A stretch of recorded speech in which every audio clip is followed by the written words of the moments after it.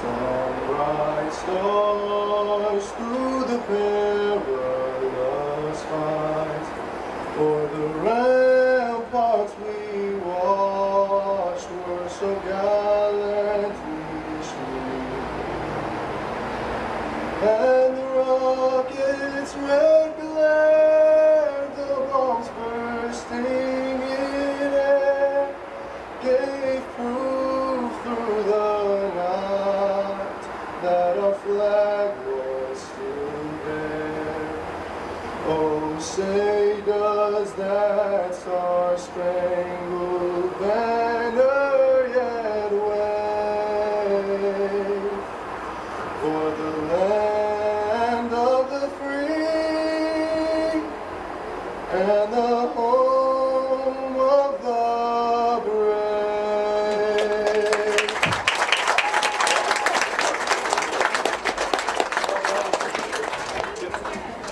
Nice job.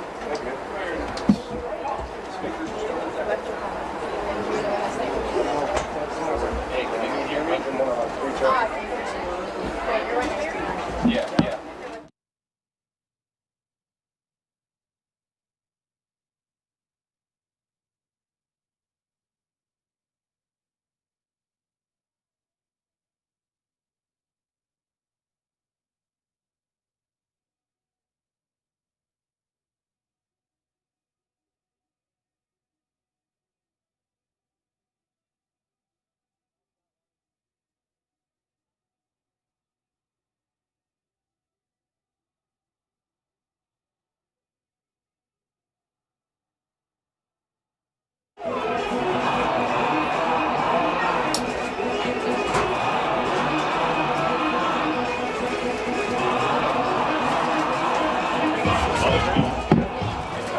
We're trying to adjust it. Oh, I got it on you. Hey, Chloe, can you hear me? Right, should I pull this shot? Did you like it for a while?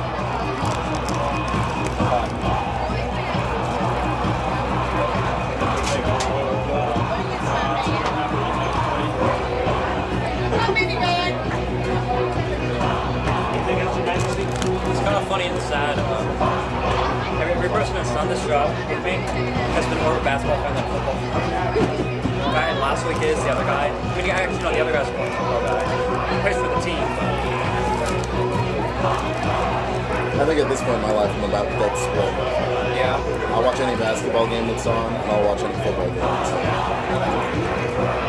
Well, not any game. I actually boycotted the game last night because it was the Eagles and it was the Giants, and that's just too much awful football to watch on purpose.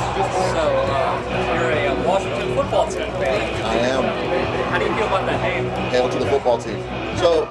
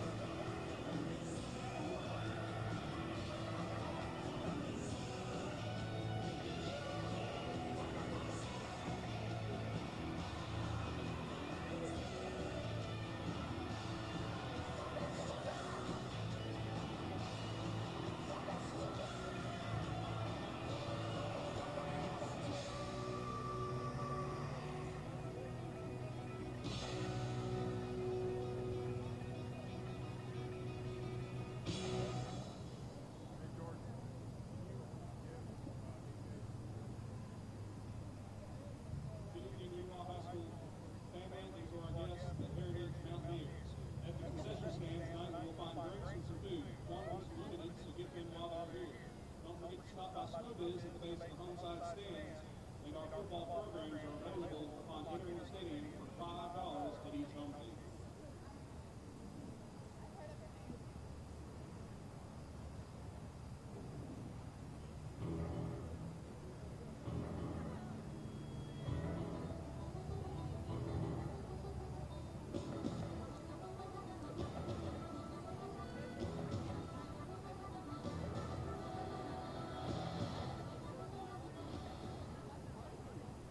There has been a cell phone turned in at the concession stand. If you are missing a cell phone, please go find it.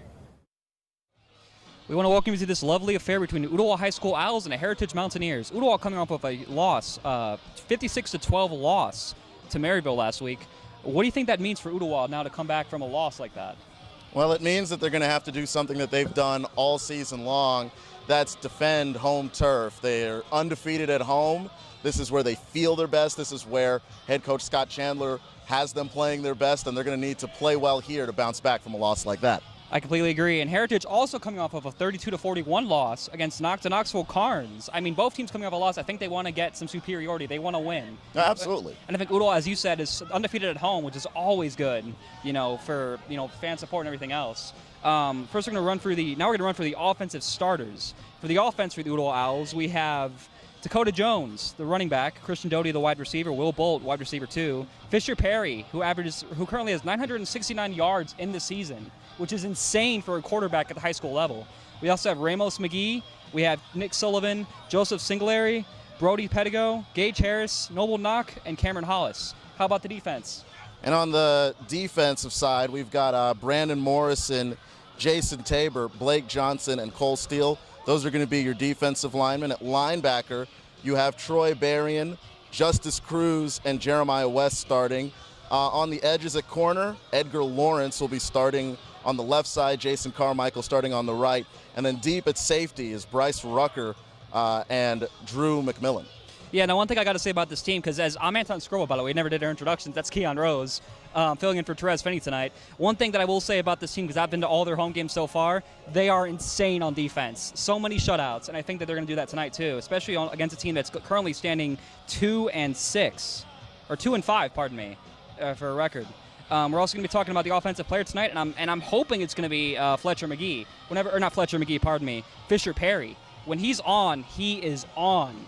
Like, he plays insane. What do you think? I mean, you've seen some of his highlights. What do you think about him so far? Now, I think he's an incredible player, and I think that he's got a lot to display. You talk a little bit about arm talent. He certainly has it. He feels comfortable dropping back and throwing the ball. Even though this is a team that primarily runs, when he takes those shots downfield, he makes them dangerous. Yeah, now who would you say is a defensive player tonight? Defensive player I've got my eye out on is Jason Carmichael. He's the corner. He's got a sack. He's got an INT this season. And you talk about a lot of the shutouts that this team has had. This is key to that, is being able to cover.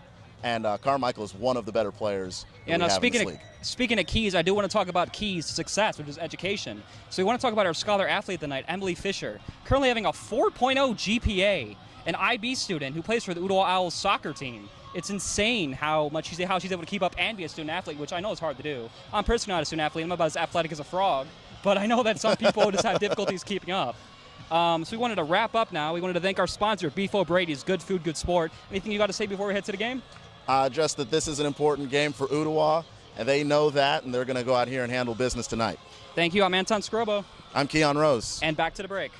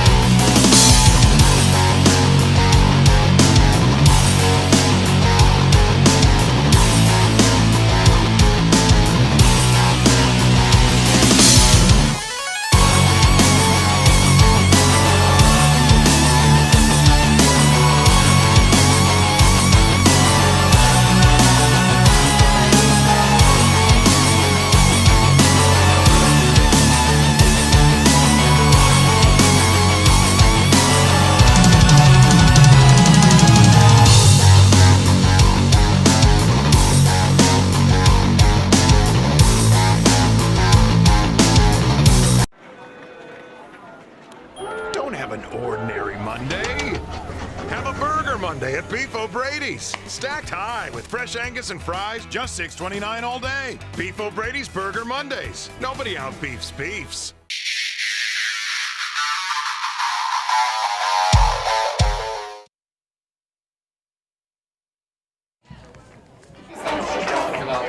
Okay. I have wire connection, so. I got you. Jonathan, you can't hear her, right? Yeah, I can't hear anyone. I can't hear anybody either.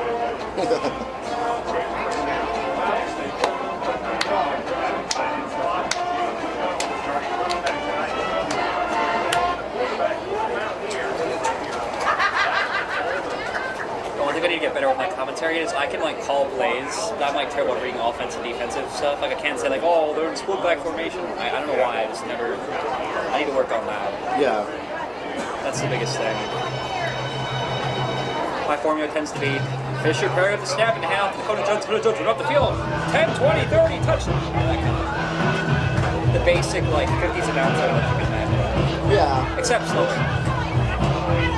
You can get by with it, but yeah. If you ever want to move up.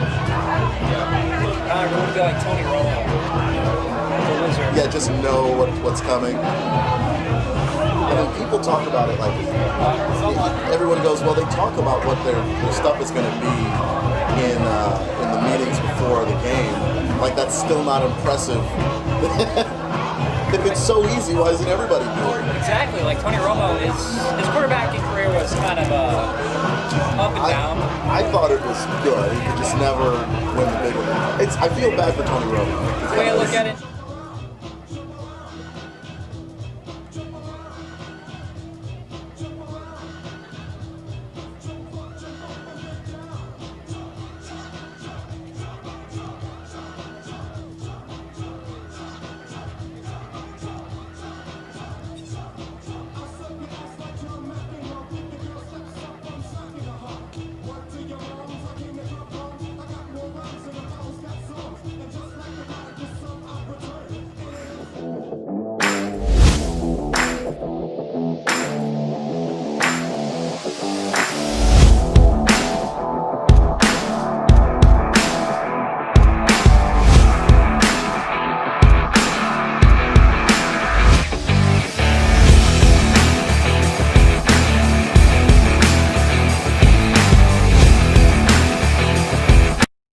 So I'm looking forward to a great game. Yeah, now in the pre-show we ran through some of the starters, you know, for the Ooltewah Owls. You should tell us about some of the starters for this Mountaineers team, and what do you think, what can you expect out of them? I mean, well, with the Mountaineers, they've struggled this year to really find some consistency.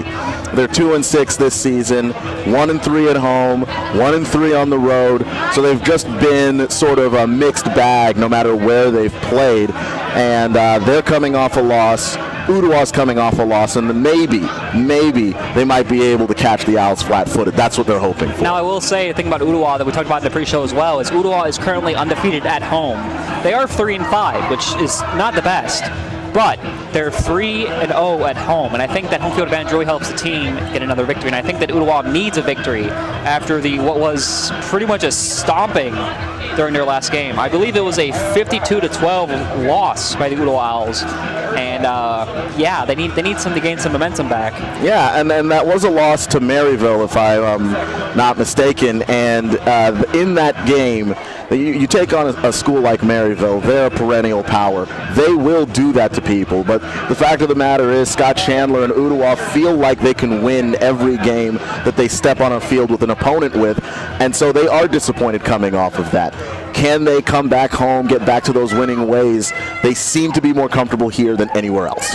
Yeah, I got to agree with you on that. I mean, I've been at every home game we've had so far, the 3 we've had, and it's insane to see Ooltewah kind of come together on the offense and defense, as we're now about to have the coin toss out on the field. We have number 12 on the field, Mr. Zach Holman for the Mountaineers, and we have number 7, Fisher Perry for the Ooltewah Owls. One thing I've noticed about number 12 is well, he's a wide receiver. I'm surprised they're not bringing out the quarterback there, Mr. Kyle Hedrick for the Mountaineers. I would think that you bring the quarterbacks out for the coin toss, but what do I know? Yeah, I mean, you bring out your captains generally, someone who's a senior, a lot of experience, well-respected on the team, and maybe that's the direction that they chose to go in. Could be.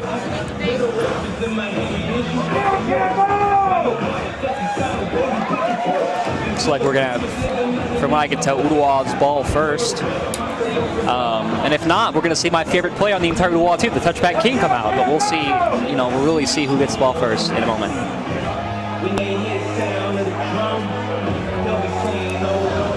48 seconds to kick off. This Ooltewah team really getting into motions, talking to their coaches, strategizing what they want to do. Here the fans in front of us getting into the game.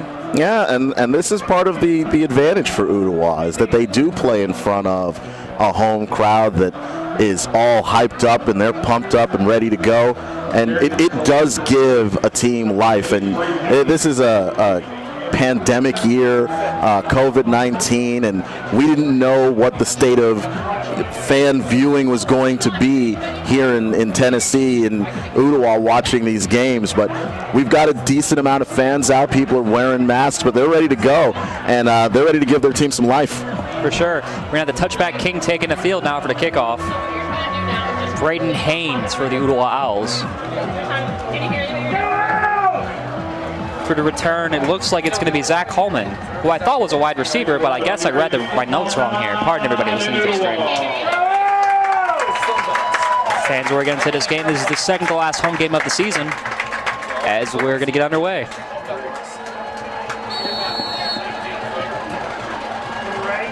And the kick is off. Here we go. As he runs up the 10, the 20, and he's stopped at about the 19-yard line. Yeah, it looks like Spencer William from Heritage returning and wasn't able to find any running room at all, and he gets stuffed as he tries to return it. Yep, as we're going to see the Ooltewah defense come out. The Ooltewah defense, in the last home game that I saw for this lovely team, they had 2 shutouts to start off the game. We'll see what happens here. They play a pretty aggressive defensive set, and let's see if it correlates into this game against the Heritage Mountaineers. The quarterback at the helm for the Mountaineers is Zach Holman, number 12. So we have the handoff now, running straight up the middle and brought down at the 20-yard line. Not much of a gain there. Number 4, Tristan Hurst. And Tristan Hurst found a little bit of a crease, falls forward, picks up maybe 3 or 4 yards there on the run. Yeah, as we had Mr. Carmichael, one of the Carmichael brothers, bringing him down.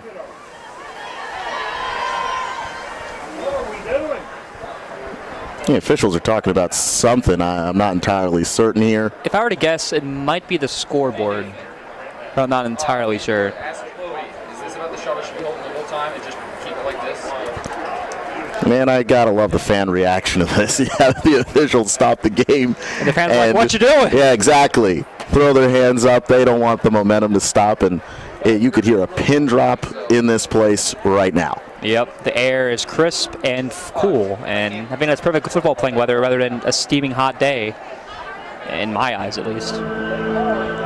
If you're Heritage, I'm going to go out on a limb here, and I know that I'm not saying anything revolutionary, but the referee stopped the game. There's a little bit of a lull here. You don't have the fans roaring. You don't have anybody being loud and aggressive. This might be the time for Heritage to try and make something happen, go on a drive, and start the game off by drawing first blood and scoring first. Yeah, that would really mess up the Ooltewah faithful, the Ooltewah flock, the Ooltewah nest we have here in front of us. You can see the refs still conferring with the Heritage players. You can see the refs also talking to the Ooltewah coach down there. There's a bit of confusion by not only us up in the booth, but the fans in the stadium about what might be going on here. Maybe it's I don't think it would be an offsides because there's no flag on the field, so. Nope, there's no flag. No one's thrown a hat. They just signal for the stop of the game. And we've been watching them conference for about a minute and a half, 2 minutes now, and we still don't have an explanation. Yeah, but I'm sure we'll get one soon. We'll be back into this lovely football game as the clock counts down. We're at now 11:30. You can see the cheerleaders down there trying to distract the fans as we still have a conference going on. Start calling it the Geneva Convention in a second with how long it's taken.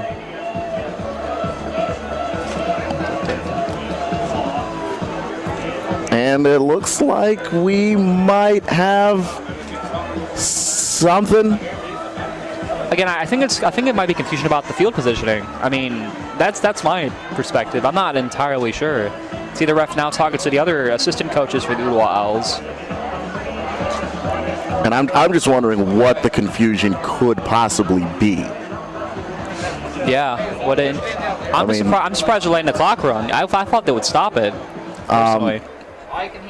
And that's also another issue. If it were this is going to make this take much longer. Yeah, the refs are currently coming up here in the booth, so I think they're going to ask them to reset the clock in this Jim Jarvis field. Jim Jarvis, former Ooltewah principal. Well, here's the plus side, the upside for both teams right now. You didn't get anything going. There's no momentum to have been killed. We've only run one play so far, and the thing that really, really can kill a team that's trying to, quite frankly, pull off an upset if you're Heritage is getting going and then getting stopped, and they need everything to go their way. Yeah, exactly. It's better to have the clock stopped in the beginning of the game than when you're on a drive and when you're on a roll. Right. Because this can kill the momentum of any team. Because this is a very long situation. We have the official up here in the booth trying to work out things with the clock. Yeah, the clock has been stopped, and we're resetting back to 11:46, which is where it was stopped previously. As we're going to have a 2nd and 5 on the 20-yard line. Again, I'm not really sure what the confusion was on the field because it looks like nothing's changed. But you live and you learn, I guess. I mean, I don't know what to take away from that. Ooltewah defense once again setting up. Heritage ready for the snap. And a toss-off. Ooh, Wildcat, or not Wildcat. It's but a flea flicker. A flea flicker, number 5. Jordan Taylor with the reception at what looks like the 45-yard line. It was a great play there. Zach Hallman pitches it to Tristan Hurst, and then looking downfield, he's going to find Jordan Taylor on the misdirection. The pitch sucks in the entire Ooltewah defense, and they've got a man wide open downfield. And if he had stayed on his feet, who knows how far down the field he gets. Oh, yeah. But, I mean, a catch is a catch regardless of where you're at, honestly. So we have another handoff now. Driving right through the defense, and he's stopped. He's brought back a couple yards, it looks like. I think they're going to give him the forward progress, though, but that's Kobe Johnson on the run, and he's solid, and they wanted him to get low, but no hole really opened up as there was good gap discipline by the Owls. Oh, for sure. Yeah, Ooltewah really knows how to stop a defender or a offensive player, and you really know how to stop a quarterback. You really know how to put a lot of pressure on the quarterback when they go for their drives. That's why I think the best thing to do against Ooltewah is to run the ball, because that's what's happened when Ooltewah, usually when people go past Ooltewah, they had to run. So we have a QB's run there by the quarterback. Yeah, Tristan Hurst, who has played a little bit of running back so far in this game, and he is listed as the second quarterback on the depth chart, a direct snap to him, and a quarterback draw. He fakes the screen pass and then runs right up the middle for nearly a first down for Heritage, as they've got a very impressive, good first drive going on a number of plays. Yeah, as we have the starting quarterback now out, Zach Holloman, number 12. A fake run now. Looks like we're going to get the first down here for this Mountaineers team on what looks like the 38-yard or the 42-yard line, pardon me. And you've got to give a lot of credit to Heritage. They are opening up the entire playbook right now. The fake handoff and quarterback keeper, Zach Hallman, runs right up the middle between the tackles and gains about 5 yards for a first down. Yeah, 1st and 10 on the 41-yard line for the Heritage Mountaineers. And again, another run by Tristan Hurst at looks like the 30 or the 29-yard line And this is actually where Heritage has done a really good job so far, because they've used a ton of misdirection early. They had the flea flicker, they had the quarterback draw, and now they're keeping that Ooltewah defense on their heels, and the running game is starting to open up for them. 1st and 10 on the 30-yard line for the Mountaineers. You can see the quarterback talking to his coach on the sidelines. A little bit of confusion on what they're about to run, but looks like we have a handoff to Kobe Johnson. Stopped at what looks like the 23-yard line. He's going to be just short of a first down. Looks like a pickup of maybe 8 or 9 yards. But Kobe Johnson just bounces it outside to his left to the far sideline. And he's got enough power and momentum that he gets to nearly the first down. And he's a hard guy to tackle. He really is, because I think it's his height is the issue. He's a shorter guy.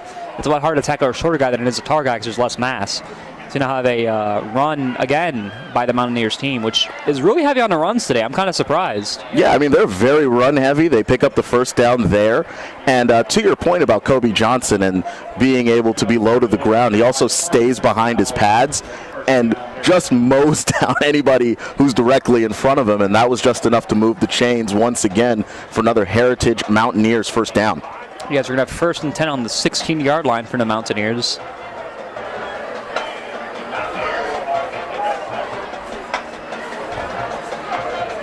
Zach Holman with the snap and the toss-off. Ooltewah not really having a lot of answers for this offense so far. Usually their defense is pretty stagnant and pretty, they can stop on a dime anybody they're going against, but right now they're not having a lot of luck. But then again, it is only the first quarter. We are only about, 4 minutes into the game? So yeah, anything's possible. And of course, there's going to be some course correction for Ooltewah at some point in the game, too. Oh, for sure. So we have the quarterback once again, Zach Holman, with the handoff to the runner. Looks like we're about to have a touchdown here, and it's a touchdown to Tristan Hurst. And Tristan Hurst, you got to give him a ton of credit as Heritage gets rolling on this first drive against Ooltewah. They punch it in. Tristan Hurst was part of the flea flicker. He threw that first pass that got the party started, getting them close to midfield. And then he had a couple of other runs. He was also the running back that got the fake handoff as Hallman was able to take off on that quarterback draw. He's been a big part of what they're doing tonight, and I expect him to continue to be a part of that because it was his involvement in all of that that made defense very difficult for Ooltewah. For sure, as we have the kickoff, and the kick is good. Well, we might have a false start. We might have to re-kick this one. Yep, false start. That would be a false start on Heritage, re-kick.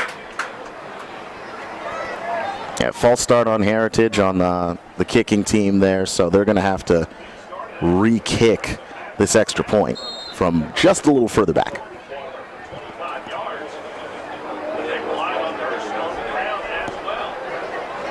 And the kick is stopped by the Ooltewah Owls, something that you don't really see in a lot of high school games. You don't, and this is what happens sometimes when you have those penalties.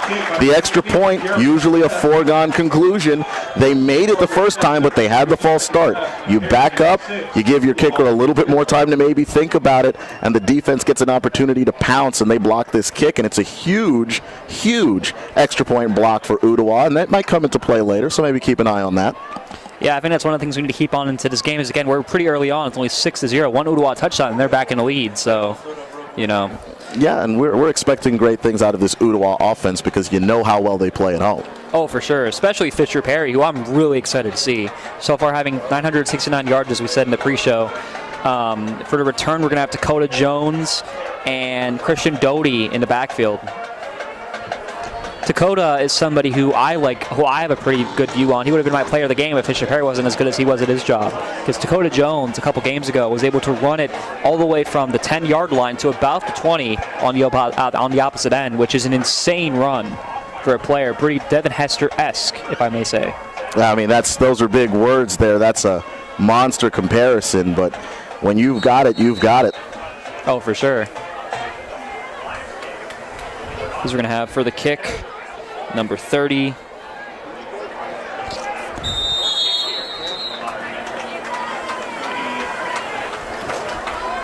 And the covered by number 84, Will Bolt. Did they pooch kick that? They pooch kicked the ball, which is really surprising to see this early on.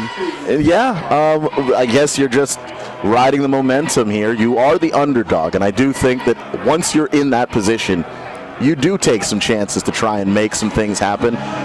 Doesn't necessarily work out for Heritage, but I appreciate the risk that they're taking there as Ooltewah takes the field. Yeah, Will Bolt getting the reception. We're starting at what looks like the 32-yard line, 1st and 10. Fisher Perry with the snap. And the handoff to Dakota Jones. He's running, and he's brought down at what looks like the 36-yard line. The outside handoff to Dakota Jones. Yeah, pickup of about 5 yards, and Jones, again, just kind of takes that hard step inside, bounces it outside, and he's big and strong enough. If he's going to get a number of those looks, he may break one. As we have once again at the snap, Fisher Perry. With yet again another handoff to Dakota Jones, who's running, and he's brought down to what looks like the 48-yard line. About a 10-yard pickup, 10, 11-yard pickup for Dakota Jones. And again, they just stick it in his chest and ask him to run through the defense, and he is a people mover. He really is. 2 outside handoffs in a row. What do you think we're going to see next? Another outside handoff, or think they're going to try to switch it up and do a pass? Well, here's the thing. I mean, you've picked up a first down simply running the football. I would keep doing that until they showed you they could stop it. That's a very good point. 1st and 10 on the 48-yard line for the Ooltewah Owls. Fisher Perry with the pass, the short pass to number 84 for the Ooltewah Owls. That is Will Bolt, who was able to get that kick, the pooch kick, to start this drive. And Will Bolt, first off, fantastic football name. Secondly, the short pass there, and he's able to work the outside of the field and be inside and sort of make defenders come up. That's going to be important later if Ooltewah wants to take shots down the field. Very true. 2nd and 4. Fisher Perry. Going to have another handoff, fake handoff as Fisher Perry runs it up the field. And he's going, and he's brought down to what looks like about the 7 or 8 yard line as we get an easy first down for the Ooltewah Owls. Yeah, that's a designed quarterback run. Fisher Perry fakes the handoff. They've had so much effect giving it to Dakota Jones, and Perry keeps it himself. And we've talked so much about his arm and the shots he's going to be able to take downfield, nearly 1,000 yards passing, but he runs it himself. Yep. Looks like Dakota Jones is pushed back. Flag on the play. Looks like it's going to be on the Ooltewah Owls, too. 1st and 10 on the 10-yard line. 6 minutes left in the game. We're halfway through the first quarter. Yeah, we're going to have a long 1st and goal now as they back up Ooltewah. Yeah, false start on the Ooltewah Owls. 1st and 15 now. But I mean, if Ooltewah's run game being as solid as it is, I'm not sure Ooltewah's too worried about this. I mean, no, I wouldn't be either. I mean, they've shown that they can run it with a number of players and also short pass it as well. Looks like we're going to have another handoff to Dakota in a moment, but we shall see. And yet we do. Brought down at what looks like the 10-yard line. It might have gotten back to the 10, yeah. So we're back where we were, 2nd and 10 on the 10-yard line, or 2nd and 13, pardon me, on the 13 or on the. Yeah, they're going to mark him down on the 12. It looked like he got back to the 10 from here, but maybe he was cut down a little bit earlier than that on the run. Yeah, Fisher Perry once again with the snap. And the nice pass and the overthrow, unfortunately, that was intended for Ramos McGee. You can see it in the body language on Fisher Perry. He knows he had McGee back of the end zone, and he was all by himself, and he overthrew it for just a little bit. Those are opportunities you're going to have to take advantage of, because I don't know that you're going to get a guy that wide open. I don't know either. I mean, there was a little bit of coverage on him, but it wasn't significant coverage, so I think that might just be the pressure on Fisher McGee or Fisher Perry by the defense. Now we've got the bad snap. Fisher Perry running, and he's brought down at the 36-yard line. Ooltewah faithful not happy about that at all. You could hear the groans and the moans from the fans over here. And they have that's a missed opportunity. They were right there in the red zone, able to attack, and then you've got the bad snap, and that erases all of the good that they did on that drive running the football. but they're going to go for it. 4 from 36. I'm not sure this is the wisest thing to go for. Well, they can't kick it from here, and a punt wouldn't be particularly helpful. You're already going to have them trapped on your side of the field. So I actually like the decision to go for it here on 4th down. You might as well take the shot because you can trust your defense. It's been good at home. Go ahead and try and take the shot, but actually now they're going to do the punt. Bring in the special teams unit. I like the idea of taking the shot here, though. Yeah, my thing is, this early in the game, I wouldn't risk it. If it was a close game towards the very end and you'd have to do it, I would take it, but just play it safe, you know? Because I think at this point they're going to get started at the 20-yard line. I'd rather start at the 20-yard line than like the 40. And again, this all depends on how much you trust your defense and also how much you trust your special teams to lock them in the corner here. Touchback King with the kick. The receiver calling for a fair catch. And he made a dramatic catch on the 10-yard line, which is where Heritage will take over. 4:13 in the game, 10-yard line. They're basically starting right where Ooltewah left off before that bad snap. We're going to have at the helm once again the quarterback, Zach Hallman, for your Heritage team. Now Heritage, once again, their offense amazing in their first possession, running the ball like it's nobody's business, running like a flock of seagulls. We'll see if they're still able to keep this up. Looks like they go for it again. Ooltewah stopping them this time. Flag on the play, though. Yeah, the handoff to Daniel Fox. He runs up the middle, churns his legs, maybe gets 3 yards. We've got a flag, maybe a hold. Yeah, I'm thinking it's either a hold or an offsides.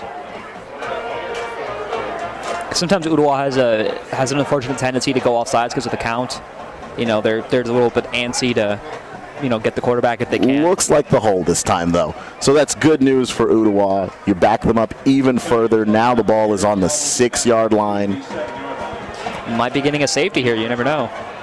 It's possible. You put a lot of pressure on the quarterback, and this Ooltewah defense is all about the pressure. The Heritage did a good job running the ball, and now they're really going to need to lean on that running game. You can see number 12, the quarterback. Once again, not doing a handoff, doing a fake and a nice long pass. The receiver wide open, but drops it, much to the happiness of the Ooltewah faithful. Zach Hallman drops back. He's hit as he throws, but he actually had down the field Jordan Taylor wide open. Jordan Taylor, by the way, caught that flea flicker in the first drive that got great field position for Heritage, but he was just overthrown this time. As we're going to have a 3rd and 16 situation here. There's a flag on the play. You can see right by the feet of the Ooltewah defense. Might be roughing the passer, but I'm not entirely sure. I don't know if it's going to be roughing the passer. I mean, he was hit as he throws. That looked like a good, clean hit to me. They pulled the flag back, and the ball doesn't move, so I'm going to assume all's well that ends well. Well, let's hope so. 2nd and 16 on the 6-yard line. Because of that call, they got pushed back quite a little bit, but you never know. They could come back with the handoff now, running right for the defense. Luckily able to stop him at what looks like the 12-yard line from up here. And a good pursuit by Ooltewah. By the way, the ball actually came out, but at the end of the play, center Sean Galen for Heritage able to land on it and stop the turnover. That would have been horrific for Heritage right there. Very true. Now, if you're Heritage, you're on a 3rd and 11. Are you going to go for the run or are you going to go for the pass? Because their passing has not been successful, but their running has been spectacular. Yeah, the only completed pass so far was a flea flicker. But you might have to throw it. You've got 11 yards to pick up. I just don't know that you can run that far with the way this defense has been defending the run on this drive. Very true. I think they learned from their mistakes in the first drive, and now they know what to expect as we see a pass in the works. An overthrow. Looks like the intended target was Spencer Williams. Spencer Williams, as you had said. 4th and 11. Ooltewah gained the ball back pretty fast. I mean, again, this is what I'm talking about with their, shutout defense, really able to put pressure on the offensive quarterback. Yeah, and that's the thing. You go out, you trust your defense, and they forced one penalty, and they were able to take advantage. Looks like we have Fisher Perry. That punt was nearly blocked, and it's a really short punt. Looks like it's stopped at the 38-yard line. What great field position for Ooltewah. Fantastic position for Ooltewah. And if you're Scott Chandler, I don't know that this could have gone any better for you. Very true. If I was Ooltewah, what I would do now is just continue the quarterback runs. I mean, they're really successful. You know, you saw Fisher Perry get about, 30 yards in one play last possession. We have 2:47 left in this quarter. 1st and 10 on the 37-yard line. We'll see what Ooltewah does. Fisher Perry back on the field. Dakota Jones next to him.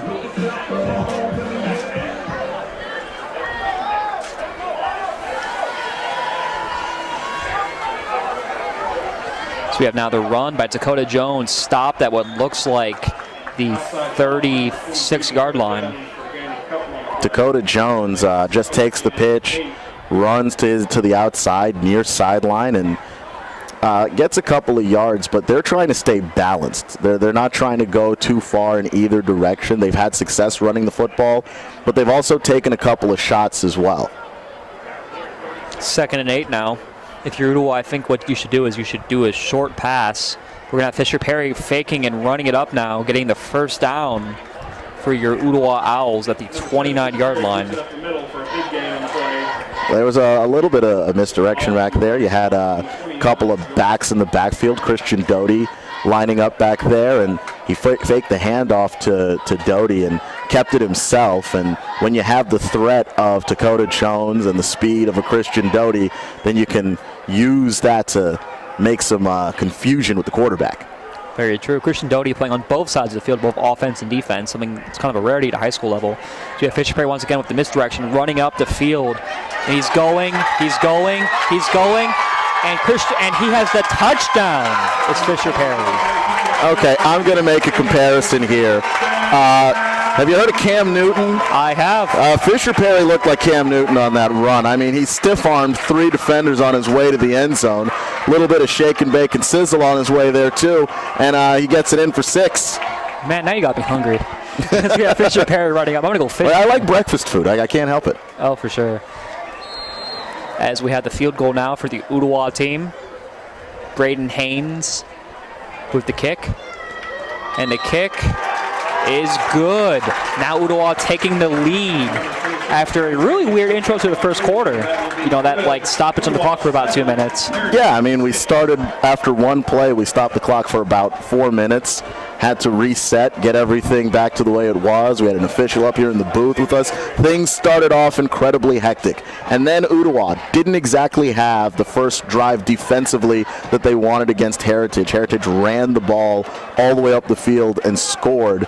And then Ooltewah on their first drive struggled in the red zone, but getting the ball back after a really solid defensive possession, and they punch it in. Fisher Perry on the run. Yeah, Ron Rivera would be proud of seeing somebody like Fisher Perry playing, because again, it's like Cam Newton, very Cam Newton-esque. The stiff arms, the run, the gun, he can do it all. I mean, he's physically just gifted. For sure.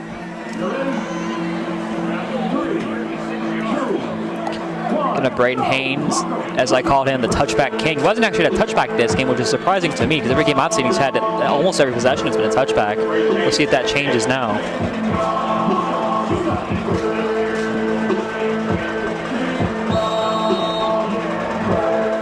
Fisher Perry with the kick.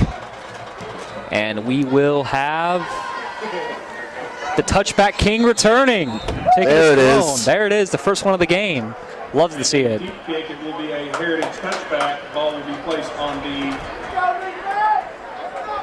25-yard line. First down, Mountaineers. You stop a return, and how is a team like Heritage going to find big plays? Well, one of them is the return game. They didn't have a great return first, but that's a possibility. Touchback puts an end to all that. We also wanted to thank our sponsors and say, because I forgot to mention this, that was a Beef O'Brady touchdown brought to you by Beef O'Brady. Good food, good sports. We want to thank them for sponsoring this Ooltewah football team. Brought down by number 34 for the Owls, it's Cole Steele, the former student athlete of the week a couple weeks ago.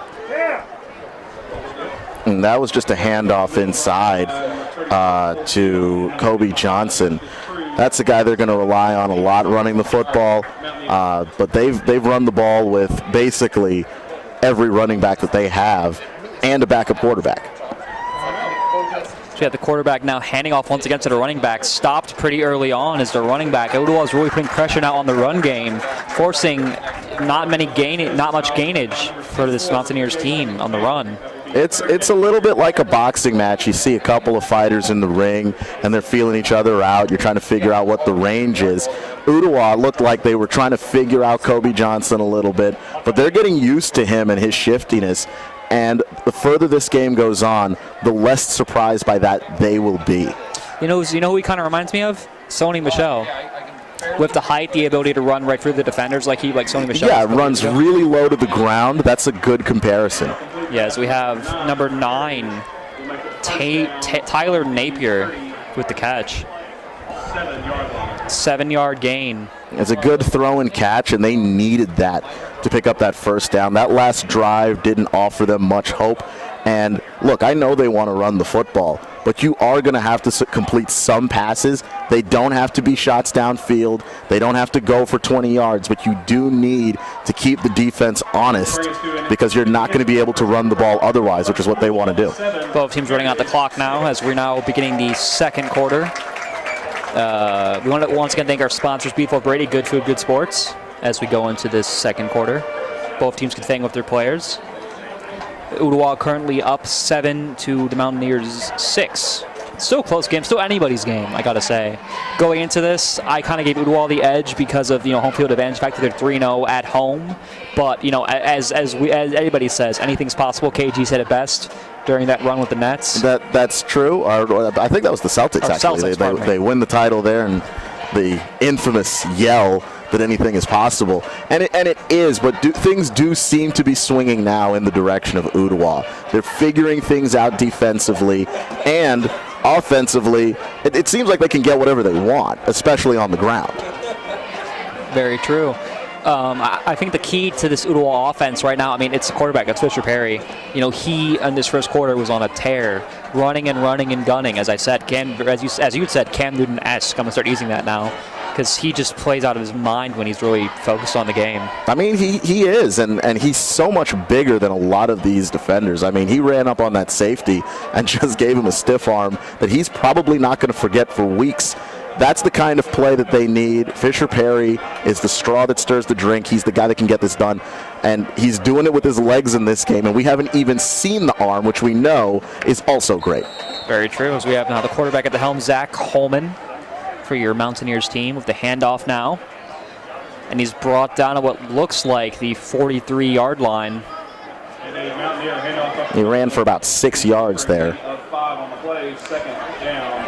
2nd and 5 on the 30 or the 42-yard line for your Mountaineer team. And yet another person carrying the ball for Heritage. That's tight end Riley Tipton getting the carry. Yeah, it seems like they have a lot of runners who are really able to do a lot. They're not just focused on one specific person like Ooltewah tends to be with either Fisher Perry or Dakota Jones. This team is a pretty deep running back, game, and even their wide receivers can run the ball once or twice in their tenure.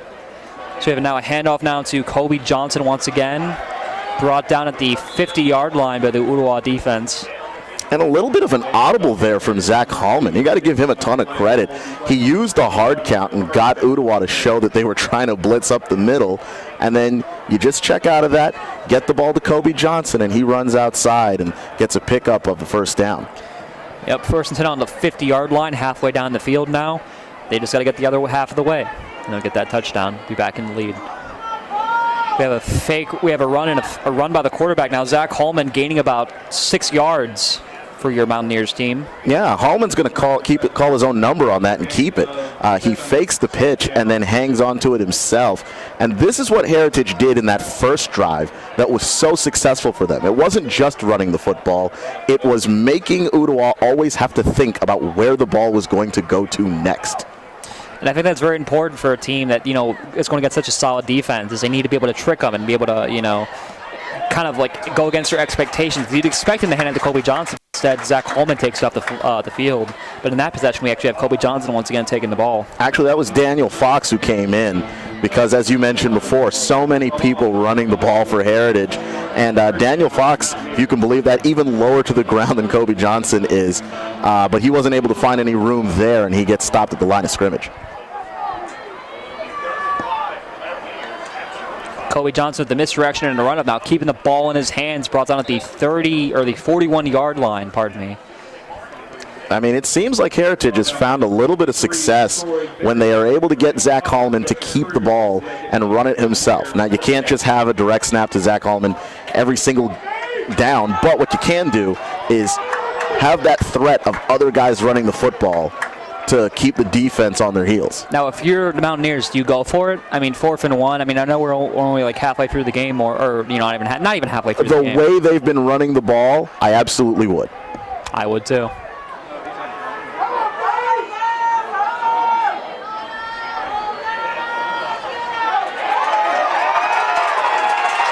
Pushed back pretty far. The Ooltewah team really getting into it. You can see kind of halfway through that pushback, he just kind of gave up. It looked like he was just like, it's over.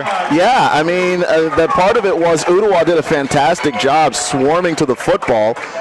Tristan Hurst is the guy that comes in to pick up the first down. He's much bigger than Kobe Johnson or Daniel Fox, and he was supposed to maybe lower his shoulders there and pick up the 1 yard. Instead, he gets driven back, and that's a turnover on downs. Ooltewah Owls football.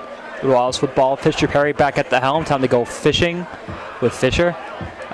It's going to be interesting to see what he does on this drive. I'm hoping he does some more passes because he has quite the arm in his arsenal. 1st and 10 on the 41-yard line for the Ooltewah Owls. It's like a misdirection and not able to do a whole lot. Brought down by number 81, Ryan Butler. Well, it was. It looked like a read option. He put the ball in the chest of Jaden Harbin, decided to keep it and pulled it, but he didn't have anywhere to go. And in fact, neither of them did. So I don't know that there was necessarily a wrong decision there so much as Heritage was just prepared for a run of some kind. Very true. Fisher Perry back at the helm. Dakota Jones standing next to him. And the long pass by Fisher Perry, intercepted by the defender. That's number 13, Spencer Williams, the defensive back and wide receiver for your Mountaineers. Absolutely, and Spencer Williams, first of all, is a very tall player. And that pass honestly floated just a little bit too much in the air. And rather than having to work for it, Williams gets to play center fielder and just come down with it. As we're going to see the Mountaineers now taking the ball back once again. Having great field position last time, going for it on the 4-and-1, not able to be successful. Now they're just back, they're trying to take that lead once again before we get into the second half. At the helm again is a quarterback, Zach Hallman, handing it off now with a nice speedy run. Wow, he's going, and he's stopped at the 11-yard line. That was an incredible run. And there's a flag, too. Look, that was an incredible run by Daniel Fox. I mean, right up the middle, and I don't think that Ooltewah saw it coming, and he's speedy, so once he got up in the open field, he was about gone, and about 10 yards from scoring a touchdown, he's horse collar tackled, and I think that that's what the flag is for. Well, if he's horse collar tackled, that means that he's probably going to be brought up even further to the end zone. No, absolutely. Which you can't afford to have that for the Ooltewah defense because, I mean, they can just run. Zach Hallman, for example, could just do a read option and run it straight up the middle, or QB sneak even. Yeah. I mean, he's got a ton of options like we've been talking about all night. The strength that Heritage is bringing to this game is running the football, and they have a number of different ways that they can do that. And Daniel Fox is a guy that just stays so low to the ground. He's the smallest runner that they have, and you don't see him until he's well past the line of scrimmage. Again, very Sony Michel-esque as he handed off once again, or the almost hand off, and we have an interception now. It was a dropped pass. It was nearly intercepted. Dropping it, though. I thought it was a foreshort interception, too. They bobbled it. Nearly a costly decision to throw there basically on the goal line. The offensive lineman, Aiden Stuteville, with the catch. So we have a 2nd and 10 on the 5-yard line. Aiden Stuteville not letting the Ooltewah defense take the ball back. 8:10 left on the clock, or 8:10 left in this half. 2nd and 10. Ooltewah leading 7 to the Mountaineers 6. So we we have yet again another handoff, or we almost have a handoff. It turns into a misdirection. Brought down now at the 10-yard line is the quarterback. Yeah, it was a fake handoff. Holman was supposed to roll out and find somebody moving to his left. Ooltewah's defense forces him back to his right, and he's brought down. He had nowhere else to go. Very, very solid defense by Ooltewah on this possession, not letting anything easy come to this Mountaineers defense. So we have a 3rd and 13 on the 8-yard line.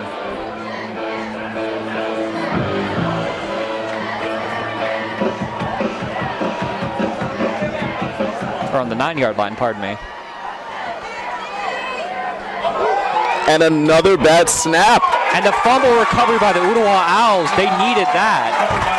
I mean, I don't know what it is about this side of the field. Maybe it's October and we're coming up on Halloween, but there's something is causing bad snaps right there. Some sort of trickery, I'll tell you. Yeah, that. So we've got one high snap for Ooltewah and one high snap for Heritage right there on that same spot on the field. That was Justice Cruz getting the fumble, by the way. Justice Cruz, the solid defensive man for the Ooltewah starting lineup. You know, great player. I think he had a sack about 2 or 3 games ago. He's really good on the defensive end as we now see the Ooltewah offense coming out. You can see the cheerleaders and the fans really getting into this game. Fisher Perry now at the helm once again on the 1st and 10 on the 17-yard line. 7:20 left in this game. See a little toss-off now to number 4, Christian Doty. Brought down and a flag on the play. Might end up being a hold, but I like the play call coming out to start this drive. What do you do after your quarterback throws an interception? Just make sure that you get some easy yards, and the jet sweep was how they were going to do that. Might be negated by the flag, though, and yeah, it looks like we're backing up. Either way, I mean, it wasn't a huge gain on that possession, so I don't think they're losing much sleep over that. And now there was a flag on the fumble that we just had. That'd be a bit different. The only thing that I would be concerned with if I were Ooltewah would be getting that holding call right here in this portion of the field. You really want to start getting towards the 50. Get out of this area. We've already had 2 bad snaps in this game so far, and you'd hate to have one right here by the end zone. So we have a 1st and 10 on the 7-yard line for the Ooltewah Owls. Or 1st and 20, pardon me. That's a lot of gains you have to get now after that holding call.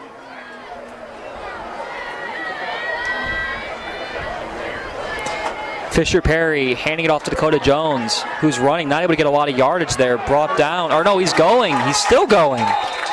Dakota Jones, they handed it off to him to just try and get back some yardage.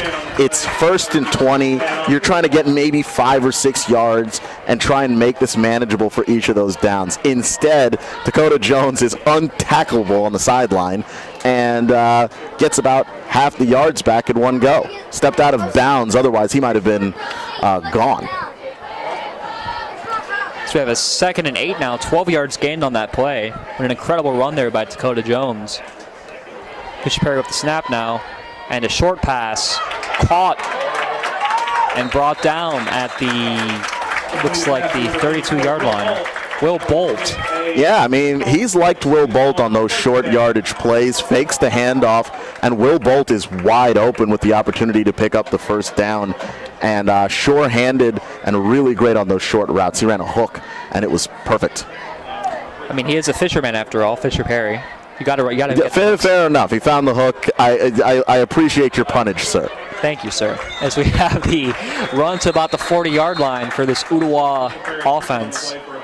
And Fisher Perry, the story of this game is Fisher Perry really making great decisions running the football. We know what he can do as a passer, and he hasn't shown that so far today. He's had a little bit of struggles. He overthrew 1 touchdown, and he did have the interception. But you have a guy with a big frame who can deal out punishment as a running quarterback.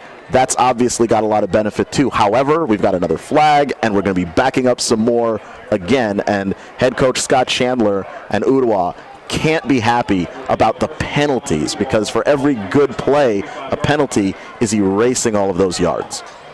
regardless of that, they still have the first down. I mean, they still have enough time to get that back. I mean, we still have about 6:43 left in this half. Absolutely. So we still have more than enough time for They do, but you don't like that 1st and 15 right there. It just makes you that much more away, but also you slow down. You don't get the momentum that you'd like.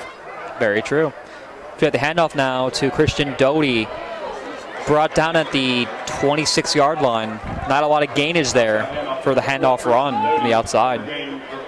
And again, this is just something that you have to do in those 1st and long situations, very long, is just make the 2nd and 3rd down manageable.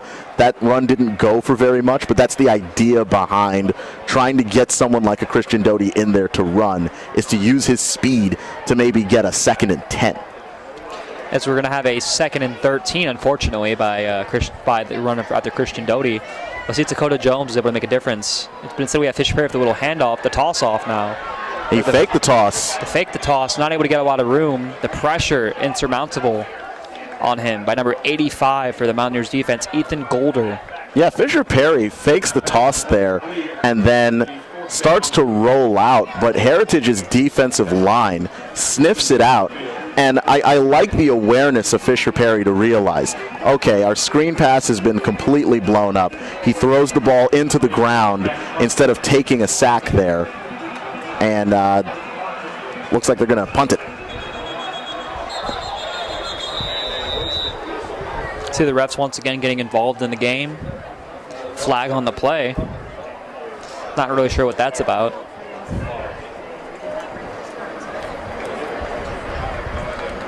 Well, the way this game's going, it could be anything. Yeah, we've had just about any kind of call in this game so far. We had a blocked field goal.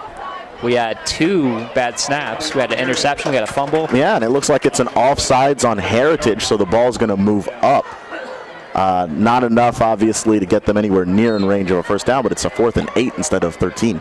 Spencer Williams now in the backfield. The man who got the interception on Fisher Perry earlier, the touchback king kicking it. Spencer calling for a fair catch at what looks like the 34-yard line.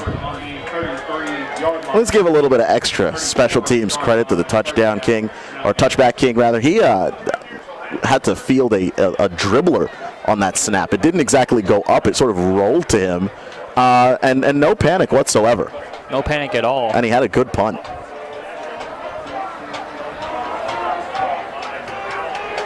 Once again, Zach Holman taking the field. See the runner behind him, I formation. And the handoff now to number 2, Kobe Johnson. Pushed back for yardage, actually. Yeah, Kobe Johnson has been contained ever since that first drive of this game. They have had success running the football, Heritage has, but a lot of that hasn't been Kobe Johnson. I mean, Ooltewah's really keyed in on him and tried to eliminate him from this football game, and that's probably for the best because he seems to be the best weapon that Heritage has in this game right now. I'd actually kind of disagree with that. I think that the quarterback is the best weapon because he can not only can he pass, but he can also run. Obviously, Kobe Johnson's better at it, but like you look at a pass like this, on target, but the defense with the defender not letting it be caught. The intended target, Tyler Napier. It just seems like Heritage is so much more comfortable running the football, and that seems to be what they want to do. But with Kobe Johnson being contained the way that he is, you can tell this offense hasn't done much since they scored that touchdown on the first drive. Yep, Haley Morgan with the stop. Hey, Chloe. You can hear us pretty well, right? All right, good. Yeah, hey, if you want, you can give. We have a 3rd and 9 with 4:52 left in this half on the 35-yard line. Well, I take that back. Keep the short pass now to number 3. Holman trying to throw it to Daniel Fox on the screen, and he is smothered. Yeah, he has got nowhere to go. And I mean, he started off with a little bit of room, and then it was all gone in a hurry. As we have a shutout now, the Ooltewah special teams coming back out, as is the Heritage special teams. 4 and 5 on the 40-yard line. Obviously, they're going to kick this back off. No point in going for it yet when you're on the 5 to go. the bounce to bounce, and it's stopped at what looks like somewhere between the 15 and 16 yard line. Yeah, End up being rolled on the 16. They're going to put it on the 16 after a few very friendly Heritage bounces of the football, and Ooltewah is going to get another opportunity here with 4 minutes to go. Their offense has played, I think, pretty well. What's the problem? Why do they only have a touchdown right now to show for it? Penalties. Back-to-back holding calls on that last drive erased a couple of first downs that would have gotten this Ooltewah drive started. Fisher Perry wants to get at the helm. 1st and 10 on the 16-yard line. 4:06 left in this half. Ooltewah up 7. The Heritage is 6. The pass almost incomplete, but caught there by by Ramos McGee, wide receiver 1 for your Ooltewah Owls. And Ramos McGee is a really big guy. Did a fantastic job there. Perry didn't get to throw the perfect ball, didn't get to set his feet. McGee had to go low and grab it. And McGee, big catch radius. See Dakota Jones lined up next to Fisher Perry. Looks like we're going to have another handoff here. Well, fake handoff as a flag's on the play once again. Ooltewah not getting any favors by these refs. I'm not sure what this one was on, but this looks like a false start. And it is, and it's going to go against Ooltewah again. That is another penalty.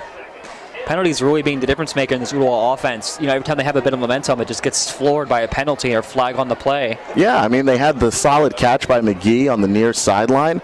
They pick up 5 yards. It looks like they're getting ready to go again, and now it's 2nd and 10 instead of 2nd and 5. Can they pick up the first down? Of course, but they make it harder on themselves.